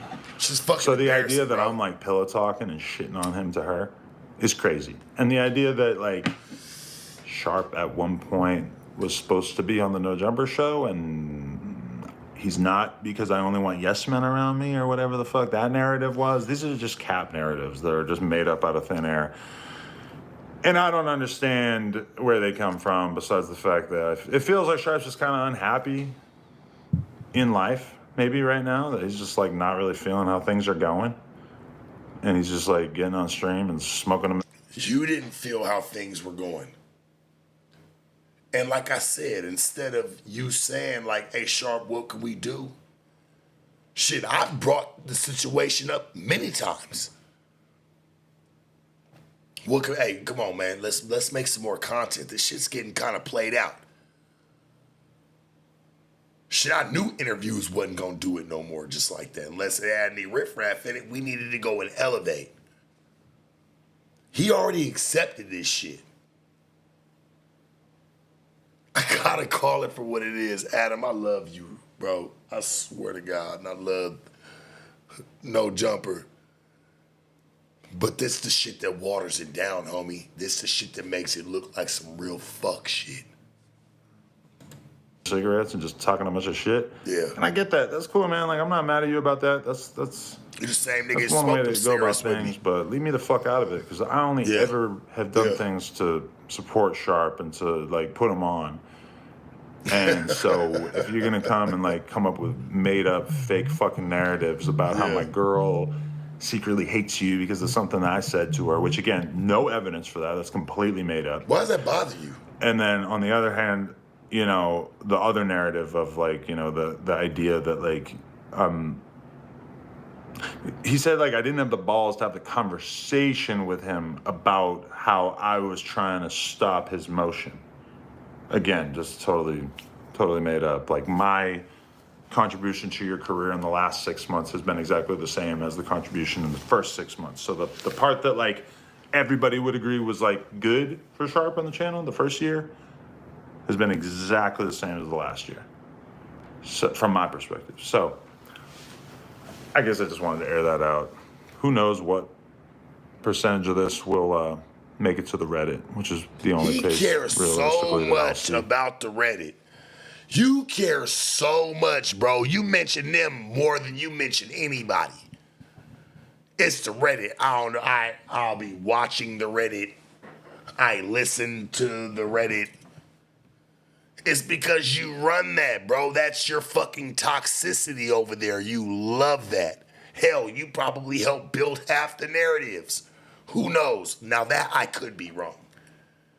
But shit, it's a shot in the dark, shit, the way you throwing them at me.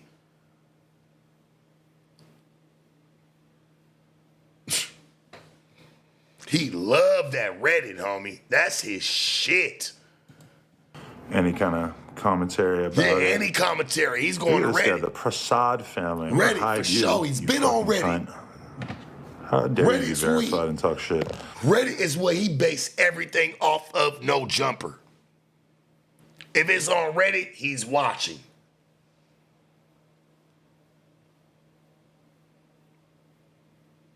Reddit is his fucking shit.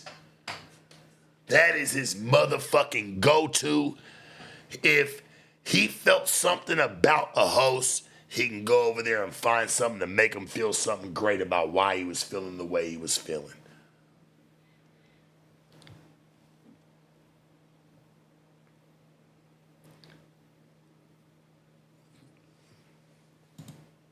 Anyway, that's pretty much it.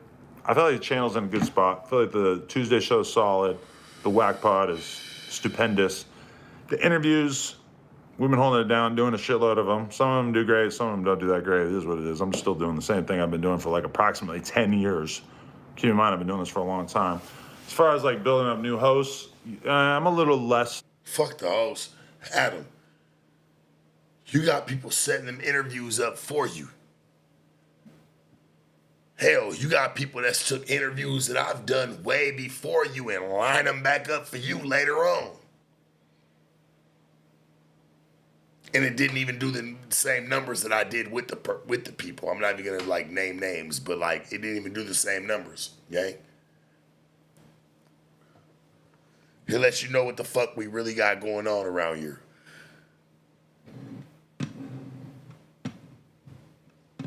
Shit's many. Adam, none but love to you, homie. I don't want it to be all this extra bullshit, but like if you ever want to talk about it, my nigga, and you want to bring that shit to the forefront, we can bring it to the forefront. I ain't did nothing but stay down for the cause, dog. I mean, shit, it's cool, shit. You want to let me go, but don't act like you didn't set this shit up a little bit too. There's a helping hand in it, dog. You could say, oh, well, Sharp don't want to take accountability. Okay, cool. I can take my accountability. If there's anything that I could have did better, I would have done that. If I didn't execute, then maybe that's on me. But I really don't see it that way. And there's a way that it could have landed like that. Please point it out to me, dog. Because there's a lot I could point out to you. Where we could put a lot of people in the room. Nigga, we never had no meetings like that. Let's put everybody in the room. You're not even that type of nigga to have them type of meetings. The only meetings that was happening was media meetings. I tried to join those and say Sharp ain't invited. When I was waiting on a meeting for myself, shit, it was pretty much like Sharp, just keep going. Sharp, just keep going. Shit, there was nothing to tell me. I'm making money. The fuck we gonna tell me? There was nothing to tell me, dog.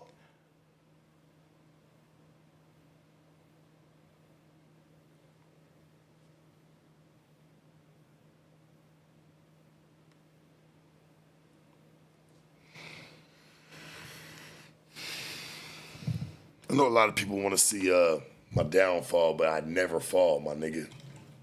I don't get rattled by the moment. I have nothing but love for No Jumper. As a brand, it ain't even about Adam, homie. Adam can act like a fuck nigga all he want to through all this shit. The brand, I look at it differently. Like, it has some real ones come through there, my nigga. And me being myself, shit. My shit's up on the number boards, my nigga. I know I got my jersey up in the sky. It's not even nothing to even talk about. You want to talk about how your girl ain't cool with me talking to some man? Come on, dog. We need to be talking about the right business, none of the wrong business. We talking about some bullshit. Now you gonna diddy me like, oh, well, you know, he said some inappropriate shit. Man, fuck out of here, dog. I done brought badder bitches through, nigga, than the bitches you talking about. And you know it. You can't even play with me. Shit, you was mad about some of the bitches I had action out of. You've said it, so you can't even go back on it. So, like, don't even say nothing about that. Let me have that one. You have to. You said it already, and I never said shit.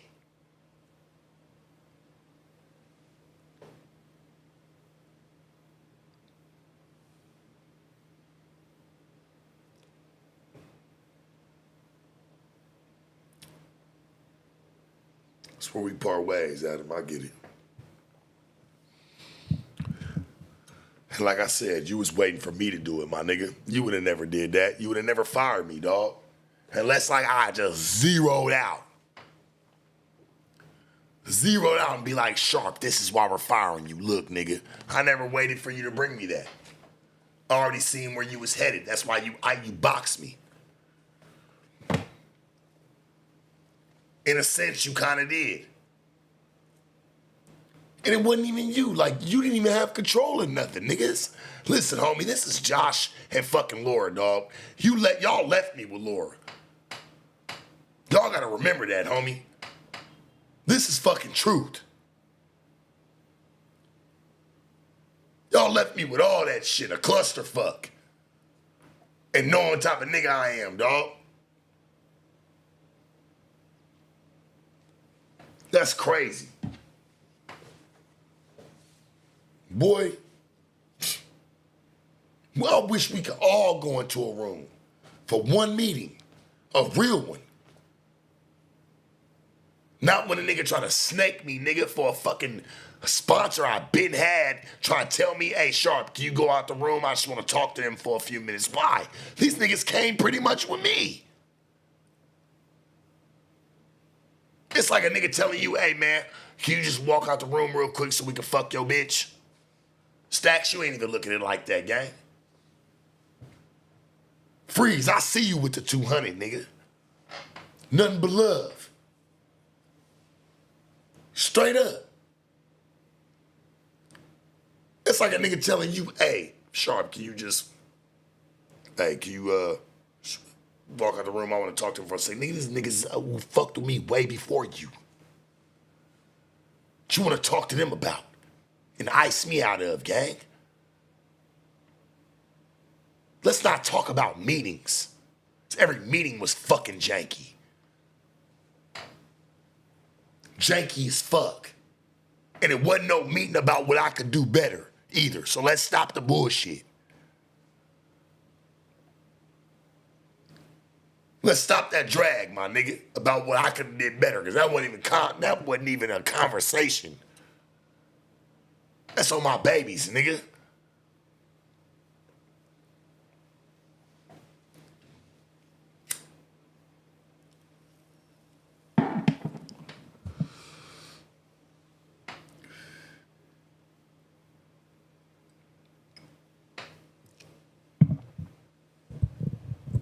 Could you put that, Adam, could you put that on your daughter? Could you put that on your daughter? I could put that on my son, dog. Real talk, my nigga is a real man. I love my baby. Could you put that on your daughter that you had multiple conversations with me? Nigga, fuck, nigga, even multiple. Nigga, one about, hey, Sharp, this is what we can do. Nigga, we talked to Josh. You don't even run none of that department. It's not yours. You don't care about it. You don't, homie. I've been there for over 3 years. There's got to be some truth to what I'm saying. It can't be just everything just, oh, Sharp's just being theatrical. It can't be. I don't like the way my content's being pushed. I don't give a fuck if it got 2 views. I seen shit change.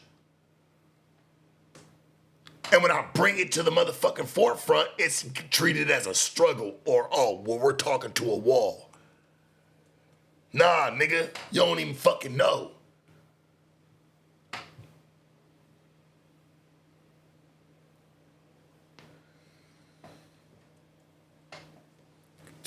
No crying, nigga. Oh, motherfucking, hey, no jumper. Hey, y'all do y'all thing. But the truth is the fucking truth. We should have been able to leave on some cool terms.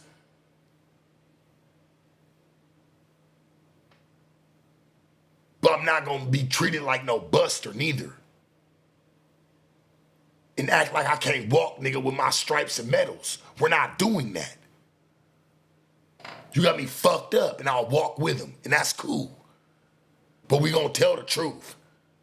We ain't gonna just let it just be for what it is and like, oh, well, we don't know what happened to Sharp. Nigga, you iced me out, gang. I watched it.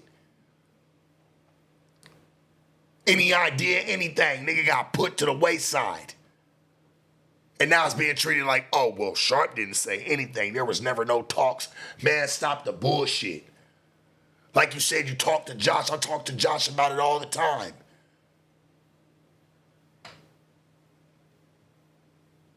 Stop the bullshit, homie.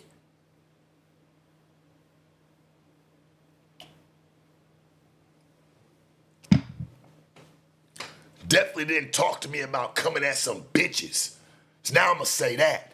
If I'm gonna get blamed for something, might as well blame me for real. Hey, Viv and Monica, no offense to y'all, because that's the only ones I could have ever talked to, and I've been nothing but cool with y'all. But shit, nigga, I never talked to them bitches in no type of fucked up way. I don't know them and they don't know me. These regular fucking girls. But I get it, homie. You could throw that fucking image on me because that's how people look at me. That's how no jumpers put me out. But I've had interviews with the girl Sin. That shit went viral on somebody else's channel. Because all y'all put me out as is I grilled her and never gave her no jewels. It's so easy. Everybody think they know each other up there. Like, oh, when it's Sharp's interview, find the drama. When it's Brick shit, find the drama. When it's Adam shit, find the drama. That's what it is. You don't find the fucking jewels through anything that was said. That's when I noticed my shit was being misused. When I watched somebody clip my shit, take it, go fucking viral with it, way more than what we was doing.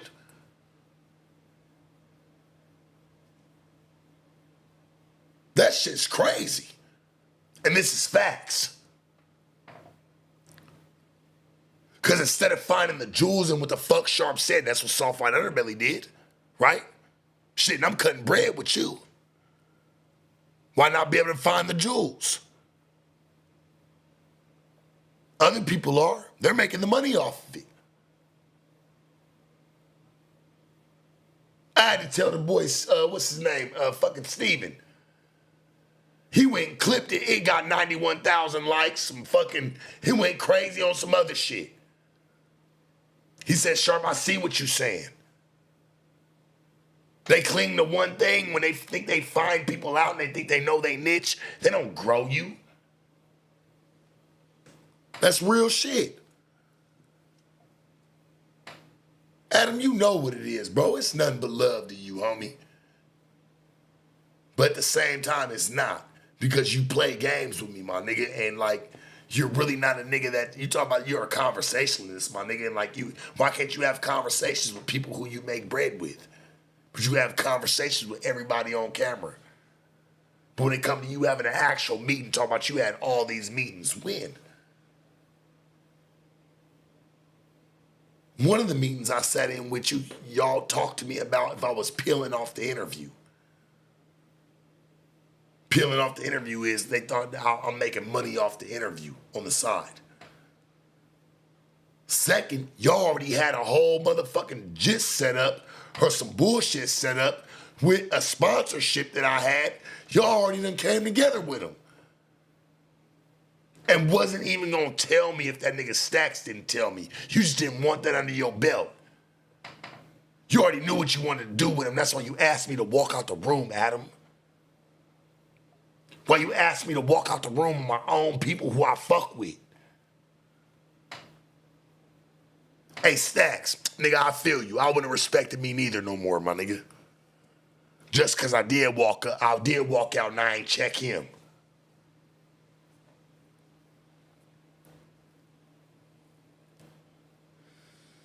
Now I'm talking about that shit, my nigga, with Zushi and the motherfucking, the meeting we had. And when Adam said, hey, man, can you walk out so I can talk to them after? I'm like, look, homie, I had to say something. I'm like, look, and you know I'm telling the truth. I said, look, I don't give a fuck what happens. I just want my bread. But when shit got fucking wiggly, my nigga, shit got all fucking trash and drag in a brown paper bag, then I told even Stacks, I said, hey, my nigga, keep the bread. I don't even give a fuck. I'm out, because I'm making money in no job. I'm making more, man, I'm making bread. I didn't want to ruin that relationship. Nigga, straight up. Had him ask, hey, can you just walk out? It's like a nigga ask you, hey, can you walk out so I can fuck your bitch real quick?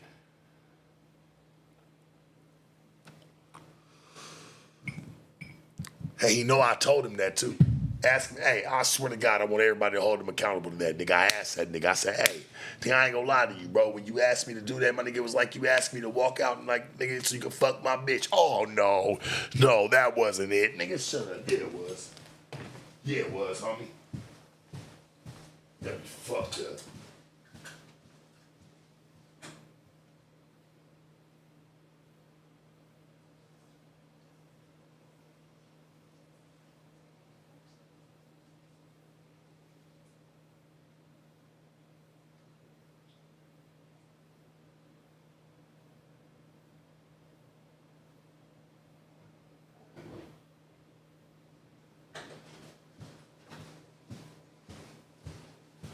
I'm gonna be real with y'all. After this, I bet y'all don't talk about it no more. This is it. Unless me and him sit down and we talk about it, but this shit is for real with me, my nigga. I don't play no games. I ain't never asked that nigga for nothing. So anybody try to sit there and say, oh, Sharp needs his rent paid, or Sharp's broke. Man, I never asked Adam for shit.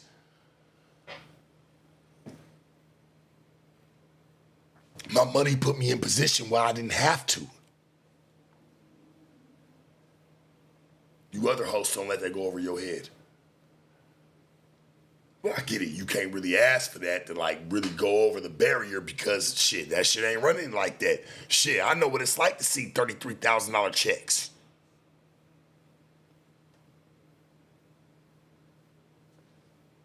I'll leave it for what that is. So I get it.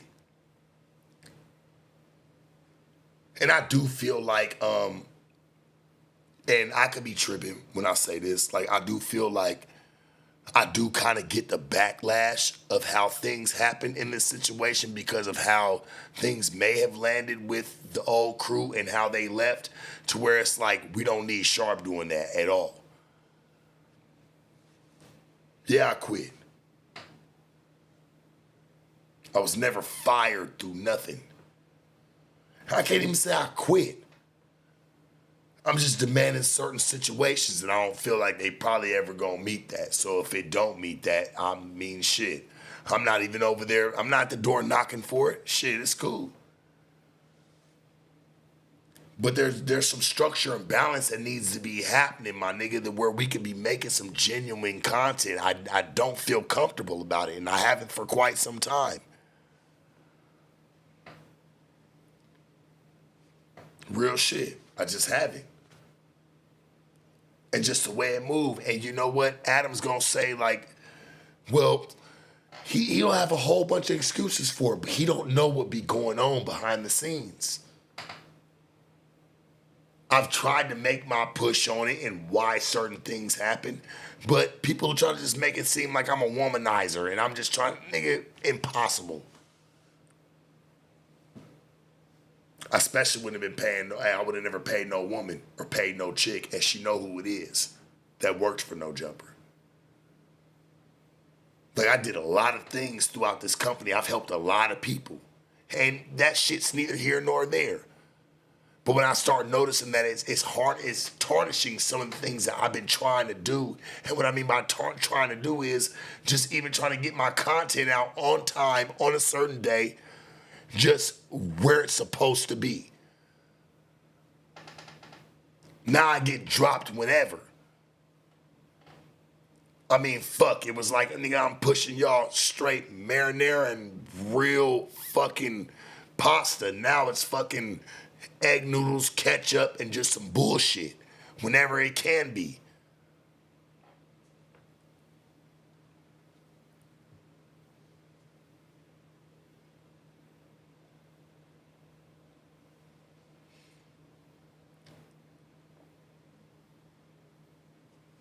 Like, I just try to push some real content, my nigga. If there's anything that we could have did, we could have did that. I just feel like throughout this conversation, how he pushed it, this is something he's been expecting. And don't think that he's going to sit there and just try to, I can't allow that. Him to push the narrative, oh, like, I don't even know where this is coming from, but, you know, if Lena felt any way or anybody, like, it's been so frustrating, and even trying to deal with him and just, like, nigga, I've never had no problem with you, bro. Anytime me and you ever needed to talk, we could do that.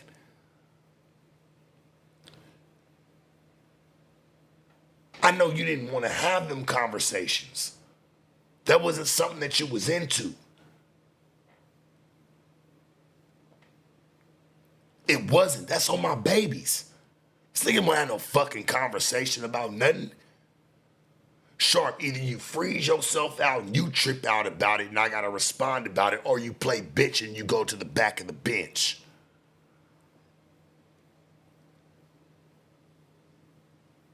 Talking about you wasn't it. Oh, I never really understood the pimp thing, but you made how much money off of it?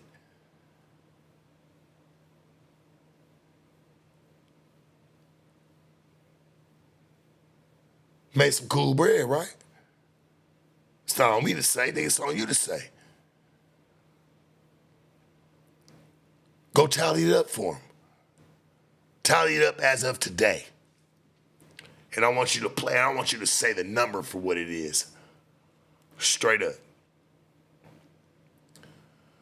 I want you to say the number for what it is, and I want you to act like it was never nothing. Like, that was nothing. We could do way better. I mean, we've done that in a month. I want to hear you do it. I want to hear you say it. Oh, no, man. Shit, we don't even need to talk about it no more. Like, I really want to leave it for what it is. You want to have a conversation face to face? I mean, we can really do that one, though. For sure, for sure.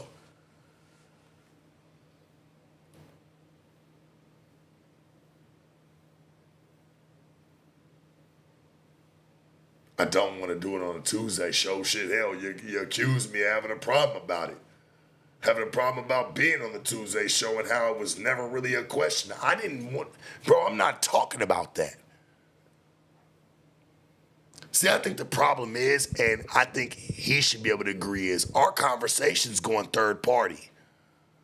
This ain't conversations me and you are having one-on-one. These are conversations you've been having third party and shit. When I see you having it, I'm having third party. Don't act like these are things you've been telling me, homie. You brought up everybody else's name but your fucking own. Mount this motherfucker, man. I appreciate everybody chiming in. I don't want this to be the fucking on-running next 3-4 fucking months, and I don't want to badmouth No Jumper. I hope everything happens the way it's supposed to happen over there. But I hope that I am a staple of nobody's safe to nothing. It ain't about friendship. He don't even probably even respect businessship. If you did, gang, shit, we could have did business a lot better.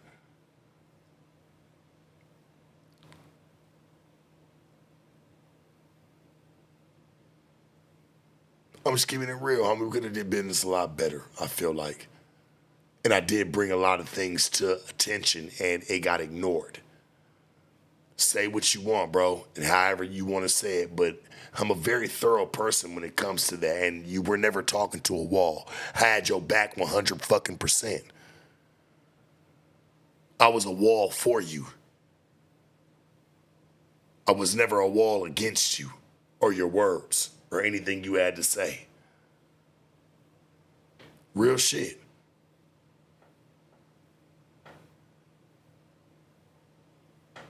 And everybody knew that shit, my nigga. That's why you wasn't so quick, you wouldn't throw me to the curb. You wanted me to feel a certain way to where like, hey, I am where I am now. And I'll give it that. I did that.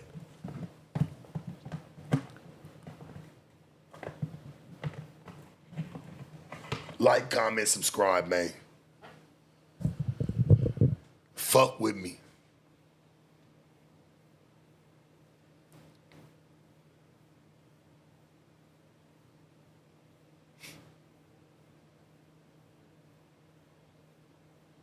Like I said, all I want is just my bread from now on, man.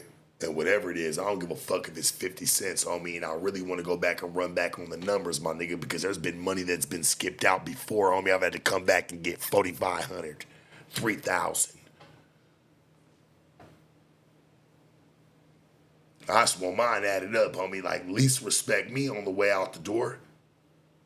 I get y'all don't care about how y'all think I've treated bitches or have talked to bitches, but damn, my nigga. You wasn't saying none of that when me and you was making bread. Serious loaf. You wasn't saying none of that shit. And you damn sure wasn't saying nothing talking about, oh, Sharp, you moved to LA. Nigga, it was the best for the company. Shit was falling. Your face was fucked up on it. Until you did what you did in the sex world. We all know that.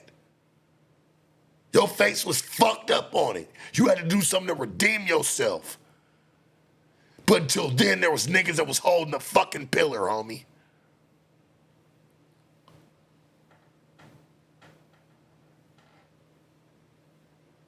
I wish you the best. Pay me mine, my nigga. I don't give a fuck about shit else, dog. And you ain't gotta worry about me ever talking about you in no bad light. Think I'm only gonna tell the motherfucking truth.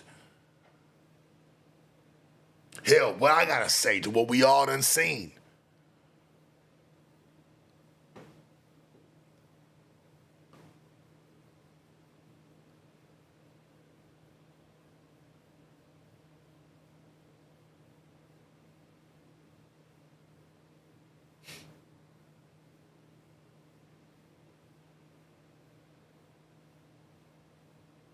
You wanna sit down with me, my nigga? Sit down with me one-on-one. You don't need no fucking body. Just how we did when everybody fucking left you. And niggas was putting all them allegations against you, nigga, and it's me and you sitting on the fucking couch. Should we go pull up the fucking content? It's me and you. That's how it should end. That shit shouldn't end with 3-4 people. Shit, you don't like the. I'm not a podcaster worth podcasting anyway. Come back to the original then. Nigga, wanna sit down. But to then, bro, like, you really done put some fucking scars across your face. To me, nigga, real shit. Till you fix that.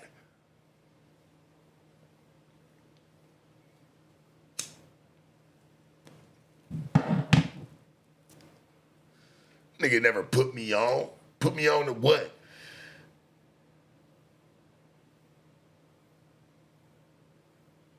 Hey, it's like a star player, right? Let's be real. And Adam, you know I'm telling the truth, nigga. It's like a star player, gang. Coming out of high school, right? Pockets, whatever. Like, this nigga's got talent. He can go to any school he wanted to go to, nigga. It wasn't even that No Jumper was super popping, my nigga. Shit, that was the school I picked, nigga. I was making money there and I stayed there. I could have probably did that anywhere, homie.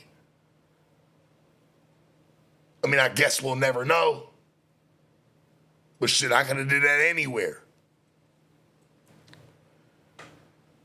I gotta go to a school, nigga, where shit, the owner's fucking woman don't even like me.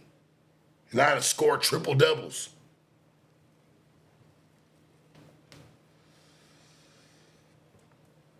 And I wasn't even tripping on it. I more blamed you, nigga. I ain't gonna even hold you. I blamed your ass. Wasn't hurt. Shit, nigga. It's probably your ass talking home.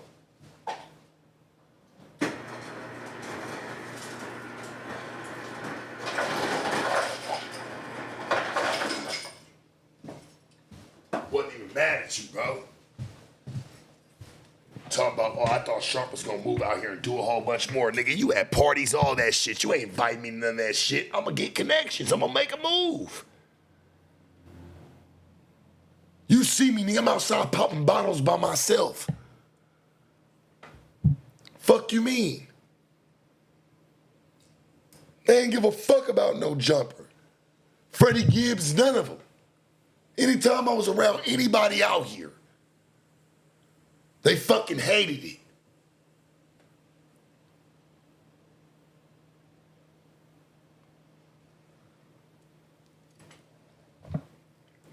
They fucking hated it. Anywhere I went, talking about, oh, I thought Sharp was gonna come out here. So what? You wasn't supposed to put nothing in on the mixture? It's supposed to just be all on me? I move out here, we should pick it up double time. Now, oh, let's just ride off of Sharp's likeliness. Whenever that shit burns out, nigga, fuck it, it burns out and shit. We told you also.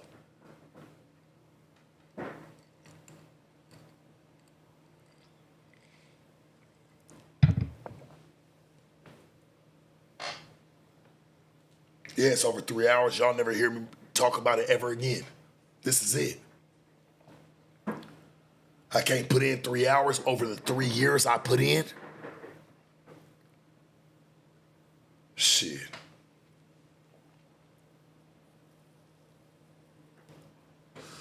Made the most any No Jumper host ever made, my nigga.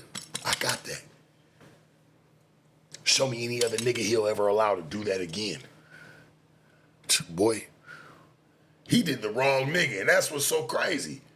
He say, oh, I can feel like where, you know, he felt like I left him alone. I'm gonna be real, my nigga. We all went to Katana one night, and I was just telling that nigga about something like, and I said something about a certain nigga that he really did not.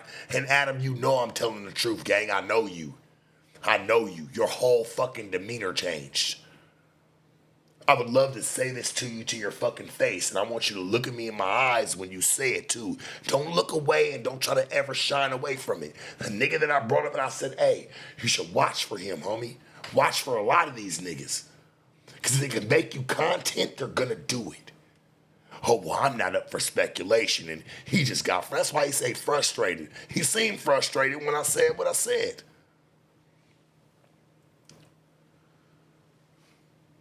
Straight up.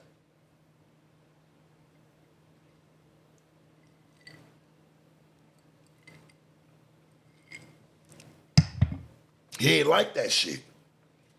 Even Brick Baby can vouch for this. Brick Baby know I ain't lying. Brick Baby, you better tell him when you see him. He's a real nigga. I know you real. I know you gonna tell him what it is. And I don't want him to change. Don't change on Brick Baby neither, but the truth's the truth. And the truth don't need to even really have no support, but I don't want you to spin it. So it need to have some, homie. You ain't fuck with me no more after that.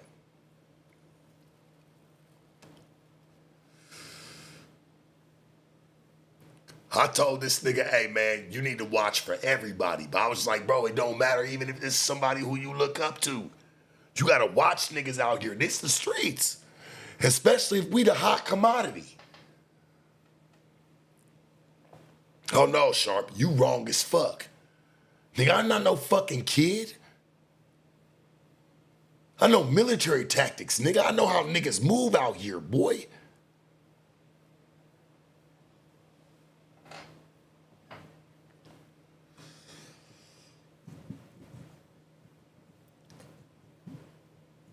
Been had a problem with that shit. Real shit. Stop fucking with me then. I know when niggas stop. Man, I'm a imp, man. I can feel energy. It's easy.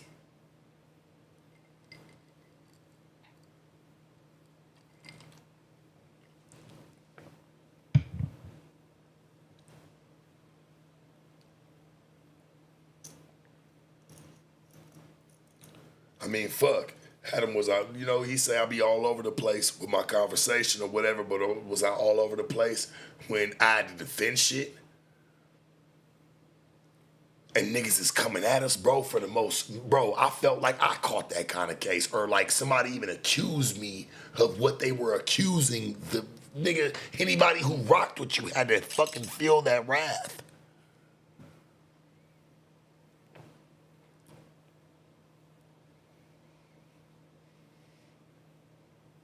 Any nigga that rocked with you had to feel that wrath. For you to sit there and downplay and act like nigga didn't nothing happen. Oh, well, after AD and all them left, Sharp stuck around. Cool, nigga, you ain't gonna tell nobody how you went through the worst shit in your fucking life. Boy, you wasn't even coming back. You know you wasn't, Adam. You know you wasn't. Sit in my face and tell me, nigga, that you that's where your mind was at. Could you do it? Could you do it? Could you sit in my face and tell me that? That that's not where your mind was at, homie? I could tell your mind was made up and shit, nigga. I got kind of spooked. I'm like, damn, I get money up over here. I'm like, nigga, we don't need this nigga blowing the barrier. He blow the barrier and shut everything down. This shit's over. For no jumper shit, nigga. We gonna make probably the little residuals we gonna make. I don't know what's gonna happen of it. We gotta keep the lights on around this bitch. I've been through a little bit more than what he done been through. I'm like, nigga, this shit ain't nothing. Hell, you got something way more bigger than that. Boy, shit, I'll show you some shit. You wanna, nigga, I'll trade you the last 10 years, boy. I'll trade your ass the last 10 years. See what your ass doing then. Huh. Shit get real spooky on Elm Street. Huh. Right on Sharp shit. Sharp Boulevard. That shit get real spooky on you, boy. Shit, you did better than I did, nigga. I don't give a fuck what they saying. If you know it ain't true, nigga, shit, you should have no problem. Just like I dealt with the damn whatever the fuck I dealt with. Just like you told me when you sat down with me. What'd you say? Sharp, you bad. I gotta, give you your props on how you dealt with that shit. Yeah, because nigga, you wouldn't even deal with, your shit was way bigger than mine. Shit, what the fuck? It's nothing. Deal with it. Shouldn't stop your content or make you want to shut your company down. It's not gonna make you want to do that. Nigga, you went to fucking Italy. Did you or did you not? For your wedding. Glad I ain't go. Glad I ain't go, gang. You know why? And it wasn't because I didn't want to be there. And you invited me to your wedding. But I felt I knew the company was in shambles and we needed everything we could fucking get. Me and you was the only heavy hitters in the situation at the time. At that time, you was about to get married. We both couldn't go to Italy, my nigga. So I stayed behind. Said, shit, let me get this money. I don't give a fuck about that, homie. Get married, my nigga, do your shit. Nothing but love to you. Let me stay behind, nigga, and hold the fort down. That's all it takes. This ain't no bullshit.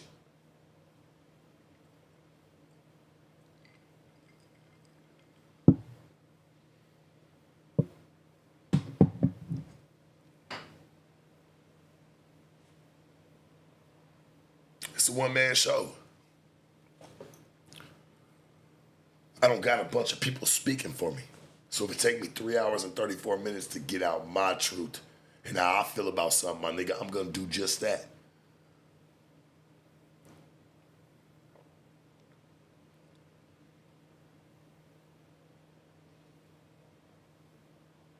Got nothing but love for him, homie. He know not what he do.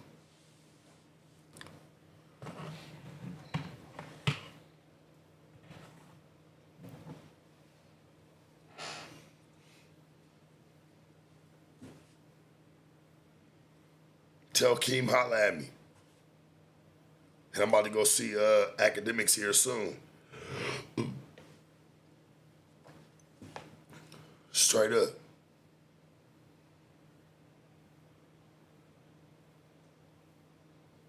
Number love for this white boy. I'll be making his way, my nigga. I really do. I don't wish nothing bad on the channel. I don't wish him anything in any type of bad situation or light. But my nigga, remember that you playing with street niggas, bro. And you expecting us to act a certain way or act professional and talk about who's being inappropriate. Nigga, you put your ass in our face, homie. Some real niggas with a fucking thong on. And you gonna talk about what's inappropriate.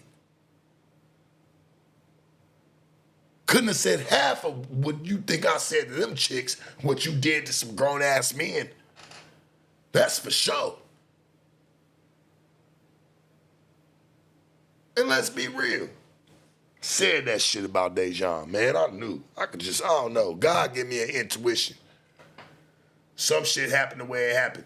And that ain't even me, like, saying nothing for No Jumper, because shit, I felt like I was still a part of No Jumper at that time. I'm like, shit, it's still love. But I'm like, fuck. Shit, Dejan, nigga, y'all playing with him too much. And, like, just some shit pop off. Now, look, that shit was crazy.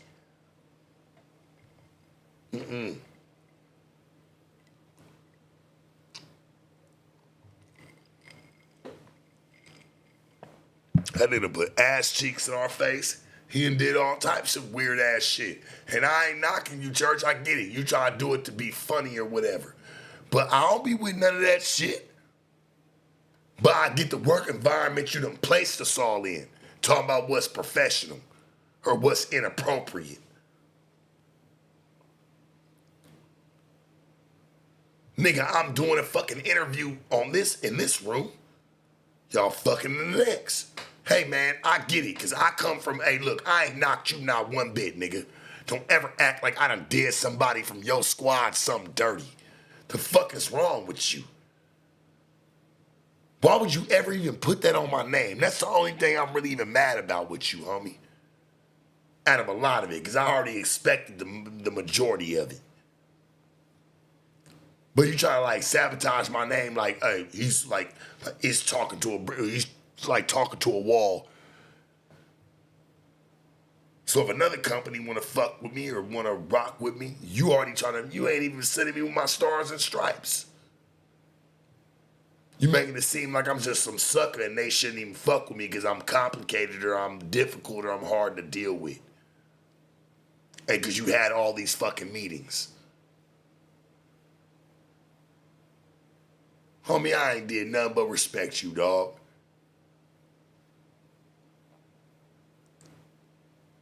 You was a motherfucker, dog, for real. And you ain't never did me a bitch-ass thing. You right. A lot of niggas owe you a thank you. If anything, nigga, we should be thanking each other.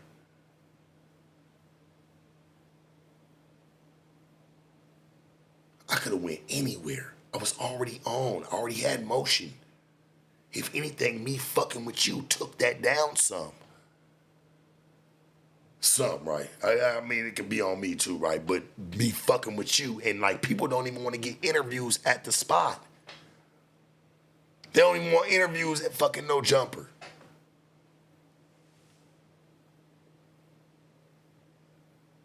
Straight up.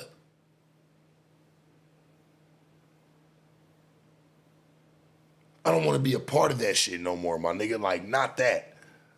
We got to do something, like, just for me, something completely different and take a better outlook to things. And I think even after this, I'm pretty sure it's probably not going to do that. And that's cool. But, my nigga, at least you know I kept that shit a band. You made a lot of money fucking with me, my nigga. That's why even in this little fucking video, you never even, like, you wasn't surprised.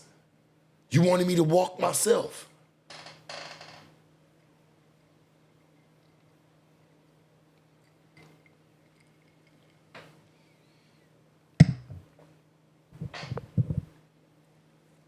He's not shocked. If you notice. I was the nigga that made the most bread, right? He ain't shocked or surprised. He's just like, well, you know, if he wants to do his own thing, let Sharp do his own thing. I mean, I'm not going to stop him. He's not over here talking about, oh, well, Sharp, holla at me. We could have talked about some bigger business. We could have did this. No, he's already over it. He's been over it. He just didn't want to do it himself because he didn't want that on his jacket. He'd already done did enough with that shit. And that's cool. I'd be the one, I'll be the one. I'm out this motherfucker, man. Love all y'all. I'll catch y'all tomorrow night. We got to get back on our Diddy scandals. I want to know what the fuck going on. I really do. It's been a lot I've been seeing going on, so I want to definitely dive in and see what's going on with my nigga. It's been another episode. Sharp Tank will always be mine. I'll take that shit wherever the fuck I want to take it.